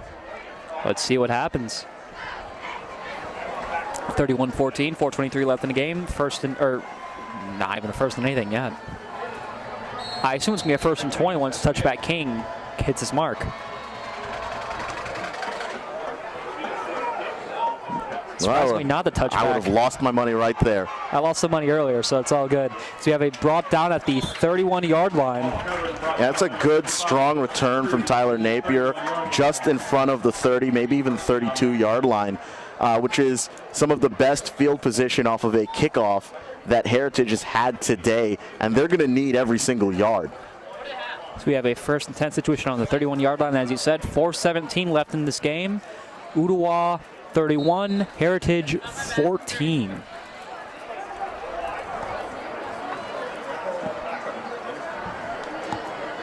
And the handoff now to Heritage.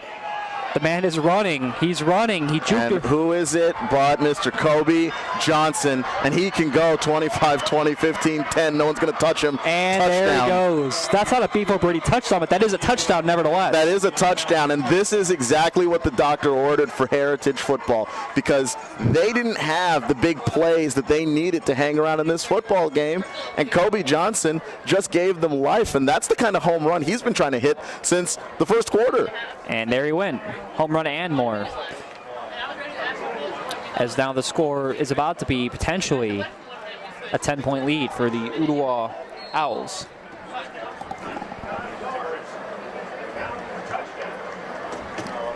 And they showed that they were going to go for 2, but they line up for the extra point. Now they're going to go for 2. Are they going to get it, though? That's the question. I think he does. Wow. Again, you didn't expect that to happen. No, Spencer Williams was he was the placeholder, and that should have been a dead giveaway because he hasn't been this entire game. But then he stands up and he uses that speed. He's a safety on this team. He's a wide receiver on this team. He flashes that wide receiver speed and gets them 2 as they try to make this game interesting and hang in there with the Owls. Yeah, it's currently a 31-22 lead. I got to say, it's now back to being anybody's game with 4:04 left in this game. Yeah, I mean, 9-point ball game. It's still a couple of possessions for Heritage to get back into it, but Ooltewah hasn't been flinching. They've been taking care of the football this half. They've been hitting their marks, and Fisher Perry obviously coming off of his home run play last drive. Ooltewah is going to play aggressively as they do. I like that they haven't been conservative the moment they got the lead, and that's going to help them as they continue to try and hold off the Mountaineers.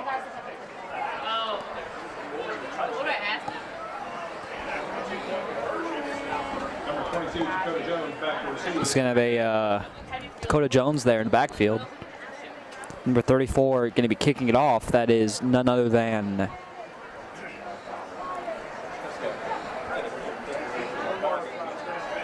And it's interesting because Heritage has already had a short kick earlier in this game. Are they going to try and catch Ooltewah off guard? They've had a couple of short kicks, actually, and one resulted in an Ooltewah fumble, so we'll see what they do here. And we have an onside kick recovered by Ooltewah. None other than, it looks like, it's hard to tell from up here. Yeah, it looked like Nick Sullivan, the tight end, landed on it, but Heritage was offside on the kick, so they're going to have to kick it again, which actually, for them, works out well because they get another crack at this. To them, it doesn't really matter. I mean, the onside kick, or the offside on the onside kick, makes them back up, but they don't really care. They just want the ball back. So this actually helps them in a way. It really does. So the flag on the field for that, though, so they're going to redo the kick.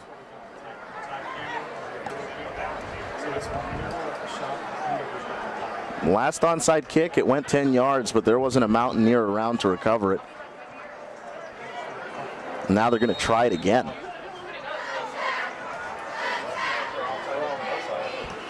This time we don't have an onside kick. We have a regular kick. Dakota Jones getting the reception, dropping it, though. At what looks like the 27-yard line for the Ooltewah Owls team. 4 minutes left in the game. And that's what Heritage wanted. They wanted to see if they could get Dakota Jones to make a mistake, and he nearly did. But the reflexes on that play, he swats the ball out of bounds so that nobody else can recover it, and Ooltewah gets to keep the ball. As the score now sits at 22 Heritage, 31 Ooltewah. Ooltewah currently in possession of the ball. Fisher Perry at the helm. I love to see me some Fisher Perry. I love to see me some Dakota Jones. So see what they're going to do this possession. And handoff to Dakota Jones. Not a lot of running room. Stopped and actually pushed back a little bit. Not a lot of running room, and I don't think that this bothers the Owls at all. Now you're trying to burn the clock. It's a 2-possession game. Yes, you do need to pick up a first down, but you're trying to do something that's been effective for you this entire half, which is giving the ball to Dakota Jones, and burning the clock so that Heritage has less to work with as we have a Heritage player down on the field. Which is never good to see. And he is writhing in pain. Yeah, unlike the Ooltewah player that was down quite a little bit ago, hopefully he's able to get up.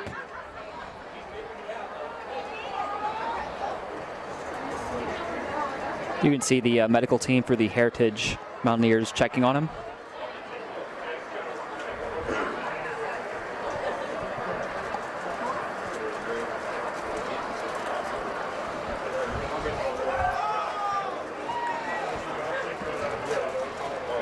Now, if you were Heritage, what do you got to do?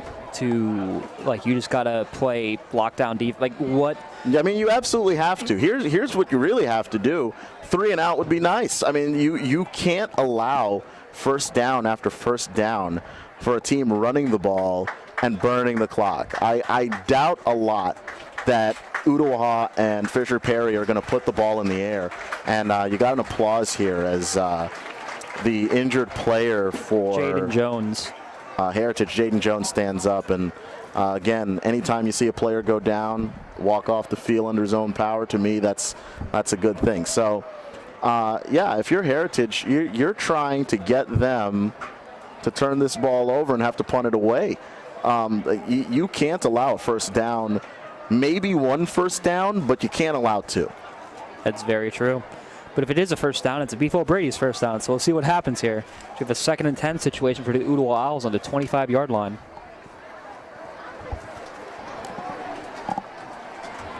So we have Fisher Perry, and he's in the gun. Dakota Jones to his right. He's got 3 wide receivers, and they're going to let this clock run. The play clock is at 30 seconds, and they're not in a rush at all. They're going to take their time and burn every second of the play clock, and that is the right decision to make. I completely agree with you. And now the hard count. Oh, no. Oh, no. This is a problem that Ooltewah actually had in the first game of the season. They were falling to the hard count. Yeah, I mean, all it took was a Fisher Perry clap, and you had about 3 Mountaineers off sides. And that's not good. I mean, here is Ooltewah. They've got a full play clock, and the clock is running, and they're letting it burn itself out. And then to add insult to injury, Heritage jumps offside. You're going to see the Ooltewah team. Now, I got to say, Ooltewah is really getting some favors now from the refs. Obviously, it's not a conspiracy or anything, but they are really getting favors with the refs doing a lot of plays. We have Dakota Jones now running up the field, stopped, and I believe getting the first down. Well, I don't even know if it's a favor necessarily, because there's some games you watch and the officials sometimes make calls that you wonder what they're looking at. But in this case, this was Heritage hurting themselves. As you're going to see a timeout now for Heritage, wanting to stop the clock. Ooltewah currently up 31-22, and we only have 2:45 left on the clock. It's not looking good for Heritage. I mean, they can come back, but they need to let up on the they need to be a lot smarter with their plays. You know, these flags are killing them right now. That's just discipline. You're Ooltewah. You don't have to do anything. The only way you lose this game is if you shoot yourself in the foot. And they haven't been doing that, and to Ooltewah's credit, they had a ton of penalties in the first half. None in the second half that have been major to that degree. They've corrected a lot of their mistakes, where Heritage has actually started playing a little bit more sloppily and a little less disciplined than they were before. And this is not the time for them to do that if they really want a chance to climb their way back into this ball game with 2 minutes and 45 seconds to go in regulation. You can hear, I'm trying to think of the name of the song playing. Oh, Firework. You know, Ooltewah really lighting some sparks here on this offense. You know, Fisher Perry, Dakota Jones, both being difference makers for this Ooltewah team. They are, and that's the reason why they feel comfortable running the ball with either of these guys. They know they can burn the clock and be able to pick up enough yards to where they don't have to worry about Heritage as Dakota Jones cuts back inside, stays on his feet, and I believe they blew the play dead inbounds. And so I'm going to do it this time. That was a Beef O'Brady's first down. Beef O'Brady, good food, good sports. I believe it's second down. That was first down. Was it? Because it was a 3rd and 1, and then they just. So now it's a 1st and 10. I see the second down marker on the far sideline over there. I'm not sure. Either way, thank you, Beef O'Brady, for sponsoring this Ooltewah football team. Yeah, look, go eat there. Yeah. I think that's the non-subtle way that we're going to approach that. Very true. Never go wrong with some good old Beef O'Brady. Yeah, it looks like 2nd and 2. So we hand off once again to Dakota Jones. Not a lot of yardage gain. Stopped at the 43-yard line. 3rd, and it's really hard to tell. The scoreboard on our end is not completely accurate, as we have a 1 minute 51 seconds left on the clock. I think Dakota Jones maybe lost a yard on the play. So we're looking at a 3rd and 3 or 3rd and 2, depending on the angle that we have here. And so that's just a handoff in the middle. Dakota Jones runs in and gets stood up. And that's a good stop for Heritage. But if they don't stop Ooltewah on this 3rd down, they will have lost a lot of clock for nothing. As we have once again, as you said, a timeout by Heritage. 1 timeout remaining. I'm not. I'll gamble this time. I'm not sure how I'm not sure of the chances of the Heritage Mountaineers coming back from this. I think Ooltewah might be 4-0 at home now, which is always good to see. The only way that Heritage has a chance to come back in this game is if they get a stop right here.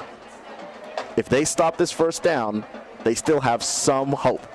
But that's really what it comes down to. It's very true. We have a 2nd and 2, but I believe it's inaccurate. I believe it's a 3rd and 2 or a 3rd and 3, as you've spoken about earlier. Yeah, it looks like he lost about half a yard when he was running before. And so here we are. Empty backfield. Oh, boy. There we go again.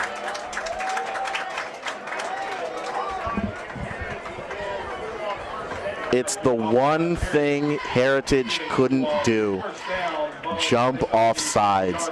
And with the hard count, Fisher Perry gets them to bite on it again. And instead of making Ooltewah earn the first down, they give it away. As we have yet again another Beef O'Brady's first down. Good food, good sport.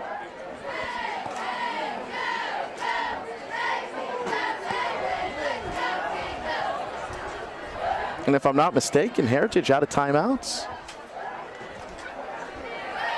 So we have Dakota Jones now running it up the side, which is what you got to do, a flag on the play. A flag, and it might be a hold. And off number 22 to go Jones. Tackle around the 46-yard line. There is a flag on the field.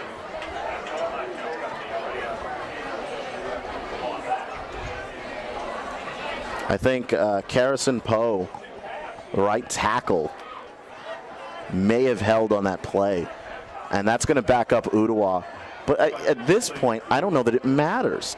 This is a game where Heritage has to find a way to get the ball back before Ooltewah burns all the clock. And I just don't think that they've got enough time now with the lack of timeouts and the penalties. As you're going to see a 1st and 20 now for your Ooltewah Owls. 1:44 left on the clock. 31, or 2nd and 20, pardon me. But I mean, even if they aren't able to do anything on this possession, I think the game is kind of written in stone. I mean, yeah, once they weren't able to stop Ooltewah from picking up that first down, that pretty much sealed it. They don't have enough timeouts. Ooltewah is going to burn enough clock that even if they have to punt here, which I highly doubt, they're going to be able to give the ball back to Heritage with almost no time. Yes, we now have a 2nd and 7 situation. I'm about as confused as anything going on right now, but we have a 2nd and 7 on the 47-yard line. 1:30 and counting down is the clock.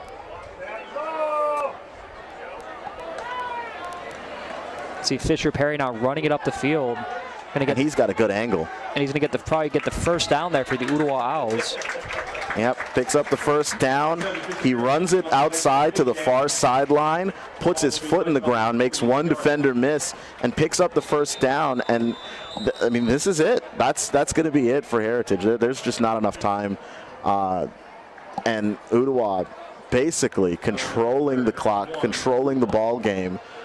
Good awareness from the Owls, and a ton of credit. In fact, a lot of credit to Fisher Perry for forcing Heritage to jump off sides. Those were two big plays where they didn't have to fight for first downs that they needed. Making our score, Ooltewah 31, Heritage 23. 1 minute, 4 seconds left. 1 minute, 4 seconds left on the clock. 31-23 for Ooltewah. That was the Beefo Brady's first down as we have a first and 10 on the 41-yard line. We have a timeout now, the final timeout called by Heritage. But I think they're just, I don't know why you'd call a timeout at this point. I think the game is all but said and done. Well, you got to try. Now, you've got to try. You can't think that if you're Heritage. We're in the booth. We can think that. Fans are down there. They can think that. You're a player on the field. You're a coach on that sideline. You don't get to act like the game is over. You do have to continue to fight. It's very true.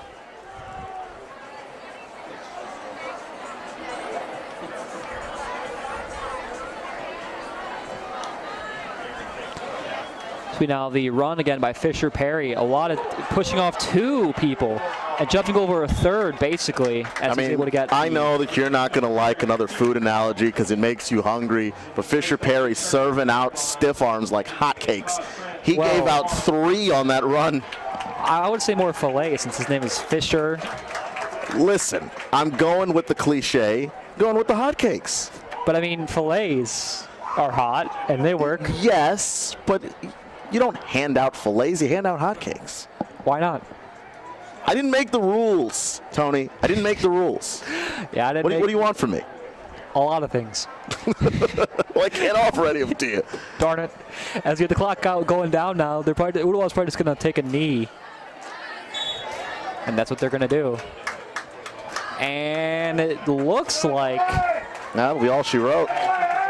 What an incredible game. Why don't you, since you're the guest here, since you're the fill-in, why don't you run us through all of the amazing plays we've had so far in the Ooltewah offense? I mean, we had a lot of great plays, but I can tell you about the scoring plays. The scoring plays involved a few players on this roster, like Fisher Perry, and Fisher Perry. He scores all 4 touchdowns on the ground for the Owls. He had one with 1:28 to go in the second quarter, another with 10:15 to go in the third, another with 6:16 to go in the third, and he scored his final touchdown of the day with 4:23 to go in the fourth quarter. When you add on top of that the extra or the field goal, then it all adds up to an Ooltewah victory, and we're going to kick it down to the okay. And yeah, I mean, with the 4 touchdowns he had, you can easily just say one is hook, one is line, one is and, one is sink. Fisher Perry. I mean, I feel like you've been waiting way too long to get that one out of your bag of Fisher Perry puns. I had to. But yeah, he's played an incredible game today, and I don't want to make it seem like it was the Fisher Perry show, because Dakota Jones carried the rock. He just didn't get to be the guy to punch it in on some of those long drives. Ramos McGee was sure-handed when they really needed him. Will Bolt had some key first downs. Christian Doty added speed to the backfield when they came out and made that second half adjustment where they were using a lot of misdirection. Christian Doty was a big part of what they were doing there. Yeah, I mean, and then you got to speak about the Mountaineers as well. I mean, they were just not having it today. Like they had some in the first quarter and the first half. They looked amazing. All these trick plays, all these like misdirections, just everything how they played was spectacular. But then there's something just fell apart in the second half. Just weren't able to recover. I'll tell you exactly what fell apart in the second half. Unfortunately, it was penalties. And that stacks up on you, because you might have great plays, you might have long runs, and they certainly did have that. But then anytime you cancel out a big play by backing yourself up 10 or 15 yards, you simply cannot win football games, and that's what happened to Heritage in the second half. Yeah, I completely agree with that. I mean, I think that the quarterback had all the tools to win the game, but I think a lot of his offensive line was just not showing up like they could. The Ooltewah defense really just pushing through. And I do want to give credit to the quarterback of the Mountaineers, though, Zach Holman. He was doing really well with the runs. I mean, they weren't really able to get a lot of touchdowns. I mean, they got, what, 3, 2? But, you know, he just did pretty well for himself this game. Well, he did. He had a couple of solid passes, but mostly he did most of his damage on the ground. And when you add the damage on the ground done by Zach Holloman with a number of the other players that they used in their running game, they were creative with it. Tristan Hurst, the backup quarterback, was also involved. Kobe Johnson and Daniel Fox contributed as well. And even Riley Tipton, the tight end, added something to this running game and made it special. Unfortunately for Heritage, they fell behind really early in the second half. And that's bad news for a team like them because they are primarily a running team. And anytime you're a running team that falls behind, you're simply not going to be able to compete the way that you'd like to. I'd very much like to say as well that we're actually going to cut down to the field now. We're going to have our own Alicia cut down with the interview down on the field. We will be back in about 5 minutes.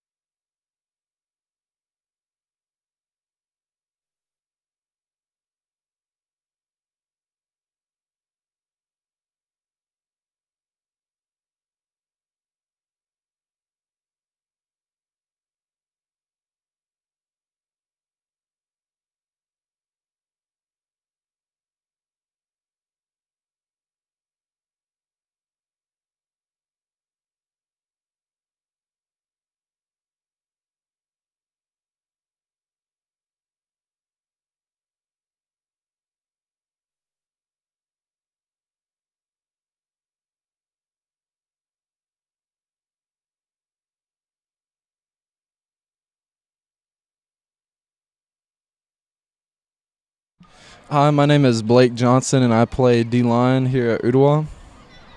I'm Fisher Perry. I'm the quarterback. Okay, so you guys just won our homecoming game. So first off, how do you feel? Honestly, we knew we have 2 important games to end off the season with, and the first half was rough, but we came out here the second half, and I'm feeling pretty good. We took care of business, and we're ready for a new week. What about you? Yeah, I'm feeling amazing after this game because, I mean, first half, like you said, wasn't best. So we talked about coming out second half, making the plays we need to make. That's what we did. So now we're got a better chance to make the playoffs. You guys did great. Okay, so what was the toughest part for you during this game today? Honestly, the first half we came out, we tried an older defense that we used earlier in the season. We came in during halftime, we talked about it, we fixed it, and we switched to a 4-man front, and we came out here and just dominated. But that beginning part was just the hardest. We just had to adjust and just play. Okay, and what do you think about it? Yeah, the toughest part for the offense was mental mistakes. We were just hurting ourselves, so we went up to halftime and just talked about not to make the mental mistakes and do what we need to do as individuals, and that's what we did. So. Okay, and so for your last game, what improvements do you guys think you can make? We got to be more disciplined, and we got to step up our game. We got Cleveland next, and they're going to come out and fight, and we're going to be ready for them. We're going to go out there because this game means a lot to us and this team, especially for me and Fish. We're going to go out there and fight with everything we got. So just be disciplined, know your assignment, and just get after it. Right. What about you? Yeah, because this next game determines the playoffs, so we're just ready to. We got to go out there, eliminate mental mistakes. Prevent turnovers. If we do those 2 things, we'll be good to go. All right, there you guys have it. Thank you so much to both of you guys. And thank you so much for watching Ooltewah High School's class of 2021 homecoming court. Ooltewah took the win with 31-22 for the Mountaineers. And we hope to see you here next week, same time, same place, here on Hoot TV. I'm Alicia Saeed.